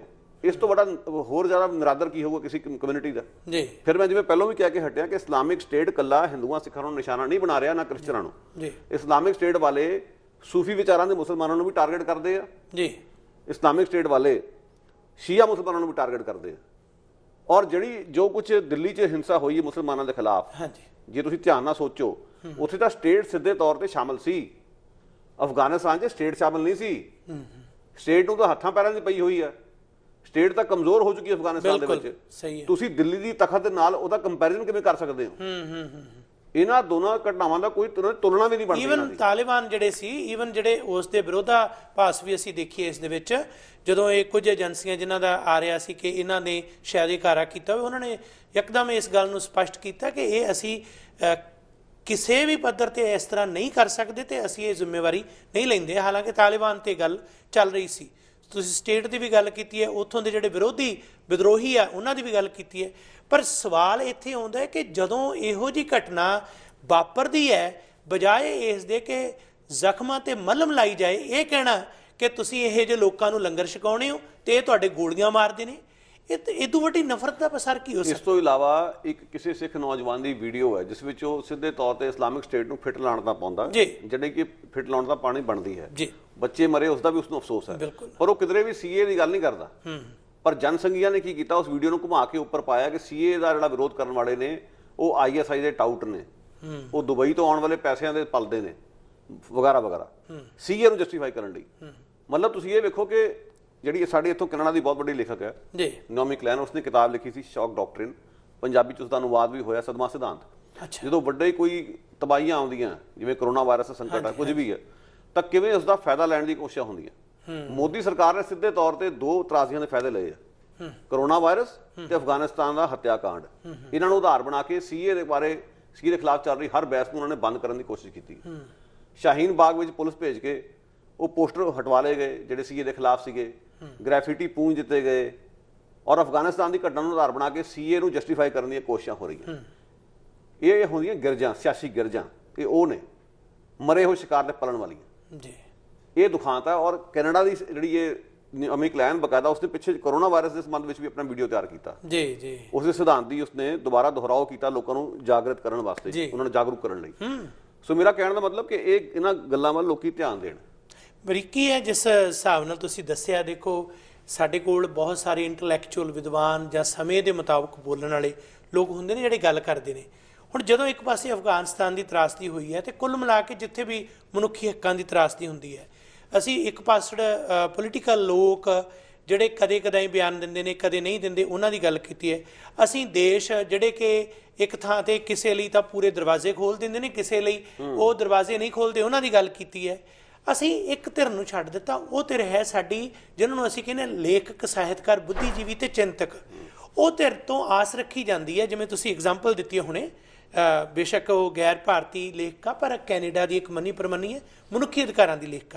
ਸਾਡੇ ਕੋਲ ਲੇਖਕਾਂ ਦੇ ਘਾਟੇ ਨਹੀਂ, ਸਾਡੇ ਕੋਲ ਸਾਹਿਤ ਸਭਾਵਾਂ ਦੇ ਘਾਟੇ ਨਹੀਂ, ਸਾਡੇ ਕੋਲ ਕਵੀ, ਲੇਖਕ, ਚਿੰਤਕ ਬਹੁਤ ਨੇ। ਪਰ ਜਦੋਂ ਆ ਅਫਗਾਨਿਸਤਾਨ ਦਾ ਕਤਲੇਆਮ ਜਾਂ ਆ ਇਹ ਮਨੁੱਖੀ ਅਧਿਕਾਰਾਂ ਦੇ ਖਿਲਾਫ ਕਾਲੇ ਕਾਨੂੰਨ ਜਾਂ ਇਹ ਸਾਰਾ ਕੁਝ ਚੱਲਦਾ ਹੈ, ਇਹ ਸਾਰੇ ਮਾਮਲੇ ਦੇ ਵਿੱਚ ਕੀ ਲੇਖਕ ਦਾ ਇਸ ਨੂੰ ਬਿਆਨ ਕਰਨਾ ਫਰਜ਼ ਬਣਦਾ ਕਿ ਸਾਡੇ ਲੋਕਾਂ ਨੇ ਕੀਤਾ, ਤੇ ਕੀ ਇਸ ਦੀ ਥਾਂ ਉਹਨਾਂ ਦਾ ਇਹੀ ਇੱਕ ਅਖਤਿਆਰ ਜਾਂ ਦਾਇਰਾ ਹੋਣਾ ਚਾਹੀਦਾ ਕਿ ਆਪੋ ਆਪਣੇ ਜਿਹੜੇ ਸਮੇਂ ਦੇ ਨਾਲ ਸੀਮਾ ਦੇ ਵਿੱਚ ਰਹਿ ਕੇ ਕੁਝ ਕਰ ਲਿਆ ਜਾਂ ਆਪਣੀਆਂ ਕਿਤਾਬਾਂ ਰਿਲੀਜ਼ ਕਰ ਲਈਆਂ ਜਾਂ ਕੁਝ ਹੋਰ ਇੱਕ ਦੂਜੇ ਨੂੰ ਜਿਹੜੀਆਂ ਗੱਲਾਂ ਕਰਕੇ ਪਰਚਾ ਲਿਆ? ਇਹਦੇ ਬਾਰੇ ਕੀ ਕਹਿਣਾ ਚਾਹੋਗੇ? ਵੇਖੋ ਜੀ, ਮੈਂ ਤੁਹਾਨੂੰ ਇੱਕ ਗੱਲ ਦੱਸਣਾ, ਕਰੋਨਾ ਵਾਇਰਸ ਦਾ ਸੰਕਟ ਜੇ ਨਾ ਹੁੰਦਾ, ਜਿਹੜੀ ਪਾਬੰਦੀ ਲੱਗੀ ਨਾ 50 ਲੋਕਾਂ ਦੇ ਇਕੱਠ ਉੱਤੇ, ਜੇ ਨਾ ਹੁੰਦੀ, ਮੈਂ ਦਾਅਵੇ ਨਾਲ ਕਹਿਣਾ ਤੁਹਾਨੂੰ ਗੁਰਵਿੰਦਰ ਸਿੰਘ ਜੀ, ਦਾਅਵੇ ਨਾਲ, ਅਫਗਾਨਿਸਤਾਨ ਦੀ ਘਟਨਾ ਨੂੰ ਲੈ ਕੇ ਤੇ ਵੱਡੇ ਵੱਡੇ ਮੋਮਬੱਤੀ ਮਾਰਚ ਵੀ ਹੋਣੇ ਸੀਗੇ। ਜਿਹੜੇ ਅੱਜ ਤੱਕ ਮੋਦੀ ਸਰਕਾਰ ਦੇ ਖਿਲਾਫ ਇੱਕ ਲਫ਼ਜ਼ ਜਿਹਨਾਂ ਨੇ ਮੂੰਹੋਂ ਨਹੀਂ ਕੱਢਿਆ, ਉਹ ਲੇਖਕ ਵੀ ਉੱਥੇ ਆਉਣੇ ਸੀਗੇ। ਉਹਨਾਂ ਲੋਕਾਂ ਨੇ ਵੀ ਮੋਮਬੱਤੀਆਂ ਕੱਢ ਲੈਣੀਆਂ ਸੀਗੀਆਂ ਜਿਹੜੇ ਅੱਜ ਤੱਕ ਮੋਦੀ ਦੇ ਖਿਲਾਫ ਨਹੀਂ ਬੋਲੇ। ਇਹ ਸਿਰਫ ਕਰੋਨਾ ਵਾਇਰਸ ਕਰਕੇ ਗੱਲ ਟਕੀ ਹੋਈ ਆ, ਪਰ ਇਹਨਾਂ ਲੋਕਾਂ ਨੇ ਤੈਅ ਕੀਤਾ ਹੋਇਆ ਕਿ ਕਿਹੜੀ ਧਿਰ ਨਾਲ ਖੜਨਾ। ਇਹ ਹਮੇਸ਼ਾ ਜਾਬਰਾਂ ਨਾਲ ਹੀ ਖੜੇ ਰਹੇ ਨੇ, ਚਾਹੇ ਚੁੱਪ ਰਹਿ ਕੇ ਤੇ ਚਾਹੇ ਖੁੱਲ੍ਹਮ ਖੁੱਲ੍ਹਾ ਤੌਰ ਤੇ। ਇਹਨਾਂ ਨੇ ਆਪਣੀ ਸਾਈਡ ਪਿਕ ਕਰ ਲਈ ਹੋਈ ਆ, ਇਸ 'ਚ ਕੋਈ ਸ਼ੱਕ ਨਹੀਂ। ਇਹ ਕਦੇ ਵੀ ਮਾੜੇ ਬੰਦੇ ਨਾਲ ਨਹੀਂ ਖੜੇ ਹੋਣਗੇ। ਇੱਕ ਜ਼ਿੰਮੇਵਾਰ ਪੱਤਰਕਾਰ ਨੂੰ ਮੈਂ ਆਪਣੇ ਕੰਨੀ ਜਦੋਂ ਸੁਣਿਆ ਇੱਕ ਟੀਵੀ ਚੈਨਲ ਤੇ ਮੈਨੂੰ ਬੜੀ ਸ਼ਰਮ ਮਹਿਸੂਸ ਹੋਈ। ਉਹ ਇਹ ਕਹਿ ਰਿਹਾ ਕਿ ਕਰੋਨਾ ਵਾਇਰਸ ਦੀ ਇਸ ਸੰਕਟ ਦੀ ਘੜੀ ਵਿੱਚ ਸਰਕਾਰ ਦਾ ਸਾਥ ਦਿਓ, ਜੋ ਸਰਕਾਰ ਕਹਿੰਦੀ ਉਸ ਦੀ ਗੱਲ ਸੁਣੋ। ਕਮਾਲ ਦੀ ਗੱਲ ਹੈ, ਤੁਸੀਂ ਮੀਡੀਆ ਵਾਲੇ ਹੋ, ਤੁਸੀਂ ਬਲੈਂਕ ਚੈੱਕ ਲਿਖ ਕੇ ਸਰਕਾਰ ਨੂੰ ਦੇਣਾ। ਸਰਕਾਰ ਉਸ ਦੀ ਆੜ ਹੇਠਾਂ ਪਾਲਿਸੀਆਂ ਕੀ ਚਲਾ ਰਹੀ ਹੈ, ਤੁਸੀਂ ਇਸ ਦੇ ਕੁਐਸਚਨ ਵੀ ਨਹੀਂ ਕਰਨਾ। ਅਫਗਾਨਿਸਤਾਨ ਦੀ ਘਟਨਾ ਨੂੰ ਵੀ ਉਸੇ ਕੰਟੈਕਸਟ 'ਚ ਵੇਖਣ ਦੀ ਲੋੜ ਹੈ ਕਿ ਇੱਕ ਵੱਡੀ ਤਰਾਸਦੀ ਵਾਪਰ ਗਈ, ਤੁਸੀਂ ਕਿਵੇਂ ਫੈਸਲਾ ਚੁੱਕ ਲਿਆ। ਸਾਰਾ ਕੁਝ ਅਲੋਪ ਹੋ ਗਿਆ। ਚਿੱਟੀ ਸਿੰਘਪੁਰਾ ਦੀ ਜਿਹੜੀ 20 ਵਰ੍ਹੇਗੰਢ ਵੀ ਜਿਹੜੀ ਹੈ ਹਵਾ 'ਚ ਉੱਡ ਗਈ। ਅਜੇ ਪਿੱਛੇ ਜੇ ਕੋਈ ਪੁਰਾਣੀ ਗੱਲ ਨਹੀਂ ਹੋਈ, ਕੈਨੇਡਾ ਇੰਡੀਆ ਫਾਊਂਡੇਸ਼ਨ ਵਰਗੇ ਗਰੁੱਪਾਂ ਨੇ ਜੈਨੋਸਾਈਡ ਦੇ ਮੁੱਦੇ ਤੇ ਇਤਰਾਜ਼ ਕੀਤਾ, ਬਹੁਤ ਵੱਡਾ। ਤੇ ਕਿਸ ਲੈਵਲ ਤੇ ਇਹ ਲੋਕ ਅੱਜ ਮੂੰਹ ਖੋਲ ਕੇ ਕਹਿ ਰਹੇ ਨੇ ਕਿ ਅਫਗਾਨਿਸਤਾਨ ਸਿੱਖਾਂ ਨੂੰ ਲਿਆਓ, ਅੱਜ ਹਤਾਸ਼ੀ ਬਣ ਗਏ ਸਿੱਖਾਂ ਦੇ। ਇਹ ਗੱਲ ਸੋਚਣ ਵਾਲੀ ਹੈ, ਕਿਹੜੀ ਧਿਰ ਦੇ ਹੱਕ 'ਚ ਗੱਲ ਜਾ ਰਹੀ ਹੈ, ਕਿਹੜੀ ਧਿਰ ਦੇ ਉਲਟ ਜਾ ਰਹੀ ਹੈ। ਬਹੁਤ ਧੰਨਵਾਦ ਗੁਰਪ੍ਰੀਤ ਸਿੰਘ ਜੀ, ਤੁਸੀਂ ਇਹ ਸਾਰੇ ਵਿਸ਼ੇ ਨੂੰ ਬੜੇ ਵਿਸਤਾਰ 'ਚ ਸਾਂਝਾ ਕੀਤਾ ਤੇ ਸਮੂਹ ਦਰਸ਼ਕ ਇਸ ਵੇਲੇ ਜਿੱਥੇ ਜਿੱਥੇ ਵੀ ਇਹ ਪ੍ਰੋਗਰਾਮ ਦੇਖ ਰਹੇ ਨੇ ਉਹਨਾਂ ਦੀ ਜਾਣਕਾਰੀ ਲਈ ਮੁੱਦਿਆਂ ਨੂੰ ਸਾਹਮਣੇ ਲਿਆਉਣਾ ਸਾਡਾ ਫਰਜ਼ ਬਣਦਾ ਹੈ। ਸੋ ਅਖੀਰ 'ਚ ਕੁਝ ਕਹਿਣਾ ਚਾਹੋਗੇ? 1 ਮਿੰਟ 'ਚ। ਬਸ ਮੈਂ ਇੰਨਾ ਹੀ ਕਹਿਣਾ ਚਾਹੂੰਗਾ ਕਿ ਜਿਹੜੀ ਆਲੋਚਨਾਤਮਕ ਆਪਣੀ ਦ੍ਰਿਸ਼ਟੀ ਨਾਲ ਸਾਰਾ ਕੁਝ ਵੇਖੋ, ਵਿਚਾਰੋ। ਵੱਡੀ ਤਰਾਸਦੀ ਹੁੰਦੀ ਹੈ, ਦੁੱਖ ਜ਼ਰੂਰ ਹੁੰਦਾ, ਪਰ ਥੋੜਾ ਜਿਹਾ ਸੰਭਲ ਕੇ ਸੋਚੋ ਕਿ ਵੀ ਇਸ ਚੀਜ਼ 'ਚੋਂ ਫਾਇਦਾ ਕੌਣ ਲੈਣ ਦੀ ਕੋਸ਼ਿਸ਼ ਕਰ ਰਿਹਾ। ਜਿਹੜੇ ਲੋਕ ਫਾਇਦਾ ਲੈਂਦੇ ਨੇ, ਜਿਹੜੀਆਂ ਗਿਰਜਾਂ ਮੰਡਰਾਉਂਦੀਆਂ ਆ ਕੇ ਮਰੇ ਹੋਏ ਸ਼ਿਕਾਰ ਤੇ, ਉਹਨਾਂ ਨੂੰ ਉਹਨਾਂ ਦੀ ਜਿਹੜੀ ਖੇਡ ਆ ਉਹ 'ਚ ਕਾਮਯਾਬ ਨਾ ਹੋਣ ਦਿਓ। ਬਹੁਤ ਸ਼ੁਕਰੀਆ ਜੀ। ਸੋ ਇਸ ਗੱਲਬਾਤ ਨੂੰ ਜਿੱਥੋਂ ਅਸੀਂ ਆਰੰਭ ਕੀਤਾ ਕਿ ਅਫਗਾਨਿਸਤਾਨ ਦੇ ਵਿੱਚ ਜਿਸ ਤਰ੍ਹਾਂ ਦਾ ਕਤਲੇਆਮ ਹੋਇਆ ਤੇ ਉਸ ਤੋਂ ਬਾਅਦ ਜਿਹੜੇ ਪੀੜਤ ਨੇ ਉੱਥੇ ਜਿੰਨੇ ਪਰਿਵਾਰ ਨੇ ਉਹਨਾਂ ਦੀ 120 ਦੇ ਕਰੀਬ ਗਿਣਤੀ ਹੈ, 600 ਦੇ ਕਰੀਬ ਉਹਨਾਂ ਦੇ ਕੁੱਲ ਮੈਂਬਰ ਨੇ, ਉਹਨਾਂ ਨੂੰ ਲਿਆਉਣ ਵਾਸਤੇ, ਉਹਨਾਂ ਦਾ ਬਚਾਓ ਕਰਨ ਵਾਸਤੇ ਸਾਡਾ ਇਹ ਮੁੱਢਲਾ ਫਰਜ਼ ਬਣਦਾ ਕਿ ਅਸੀਂ ਉਪਰਾਲੇ ਕਰੀਏ। ਦੂਸਰਾ, ਜੇ ਕੈਨੇਡਾ ਦੇ ਸਰਕਾਰ ਦੇ ਵੱਲੋਂ ਦਰਵਾਜ਼ੇ ਨਹੀਂ ਖੋਲ੍ਹੇ ਗਏ, ਅਫਸੋਸਨਾਕ ਹੈ, ਇਹ ਖੋਲ੍ਹਣੇ ਚਾਹੀਦੇ ਨੇ। ਤੀਸਰਾ, ਇਹਨਾਂ ਦੀ ਆੜ ਦੇ ਵਿੱਚ ਜਿਹੜੇ ਸਿਆਸੀ ਰੋਟੀਆਂ ਸੇਕਦੇ ਨੇ ਉਹਨਾਂ ਤੋਂ ਸੁਚੇਤ ਹੋਣਾ ਚਾਹੀਦਾ। ਚੌਥਾ, ਸਾਡੇ ਲੇਖਕ, ਬੁੱਧੀਜੀਵੀ, ਚਿੰਤਕ ਉਹ ਮੌਕਾ ਪ੍ਰਸਤ ਨਾ ਬਣਨ, ਉਹ ਸਮਾਜਿਕ ਤੌਰ ਤੇ ਇਹ ਜ਼ਰੂਰ ਵਿਚਾਰਨ ਕਿ ਸਰਬੱਤ ਦੇ ਭਲੇ ਦੀ ਸਾਡੀ ਖਾਹਿਸ਼ ਹੈ। ਇਹਨਾਂ ਸ਼ਬਦਾਂ ਦੇ ਵਿੱਚ ਕੁਦਰਤ ਭੁੱਲੇ ਜੱਗ ਨੂੰ ਪਾਇਆ ਸਿੱਧੇ ਰਾਹ, ਸਾਡੇ ਲਈ ਇਹ ਸਿੱਧਾ ਰਾਹ ਜਿਹੜਾ ਸਹੀ ਇਸ ਦੇ ਵਿੱਚ ਹੀ ਹੋ ਸਕਦਾ ਹੈ। ਇਹ ਸ਼ਬਦ ਜਿਹੜੇ ਅਖੀਰ 'ਚ ਮੈਂ ਸਾਂਝੇ ਕਰਾਂਗਾ। ਚਾਹੀਏ ਜੇ ਸੰਸਾਰ ਤੇ ਮੁੱਕਣ ਸਾਰੇ ਵੈਰ, ਚਾਹੀਏ ਜੇ ਸੰਸਾਰ ਤੇ ਮੁੱਕਣ ਸਾਰੇ ਵੈਰ, ਕੱਢੀਏ ਨਫ਼ਰਤ ਮਨਾਂ 'ਚੋਂ, ਮੰਗੀਏ ਸਭ ਦੀ ਖੈਰ, ਮੰਗੀਏ ਸਭ ਦੀ ਖੈਰ। ਬਹੁਤ ਸ਼ੁਕਰੀਆ ਆਪ ਸਮੂਹ ਦਰਸ਼ਕਾਂ ਦਾ, ਚੈਨਲ ਪੰਜਾਬੀ ਅਤੇ ਆਵਾਜ਼ੇ ਪੰਜਾਬ ਪ੍ਰੋਗਰਾਮ ਵੱਲੋਂ। ਸਾਡਾ ਹਰ ਇੱਕ ਪ੍ਰੋਗਰਾਮ ਦੇਖਣ ਤੇ ਸਾਡੇ ਨਾਲ ਜੁੜਨ ਲਈ ਸਬਸਕ੍ਰਾਈਬ ਕਰੋ ਚੈਨਲ ਪੰਜਾਬੀ ਤੇ ਨੋਟੀਫਿਕੇਸ਼ਨ ਲਈ ਬੈਲ ਆਈਕਨ ਵਾਲੇ ਬਟਨ ਤੇ ਕਲਿੱਕ ਕਰੋ।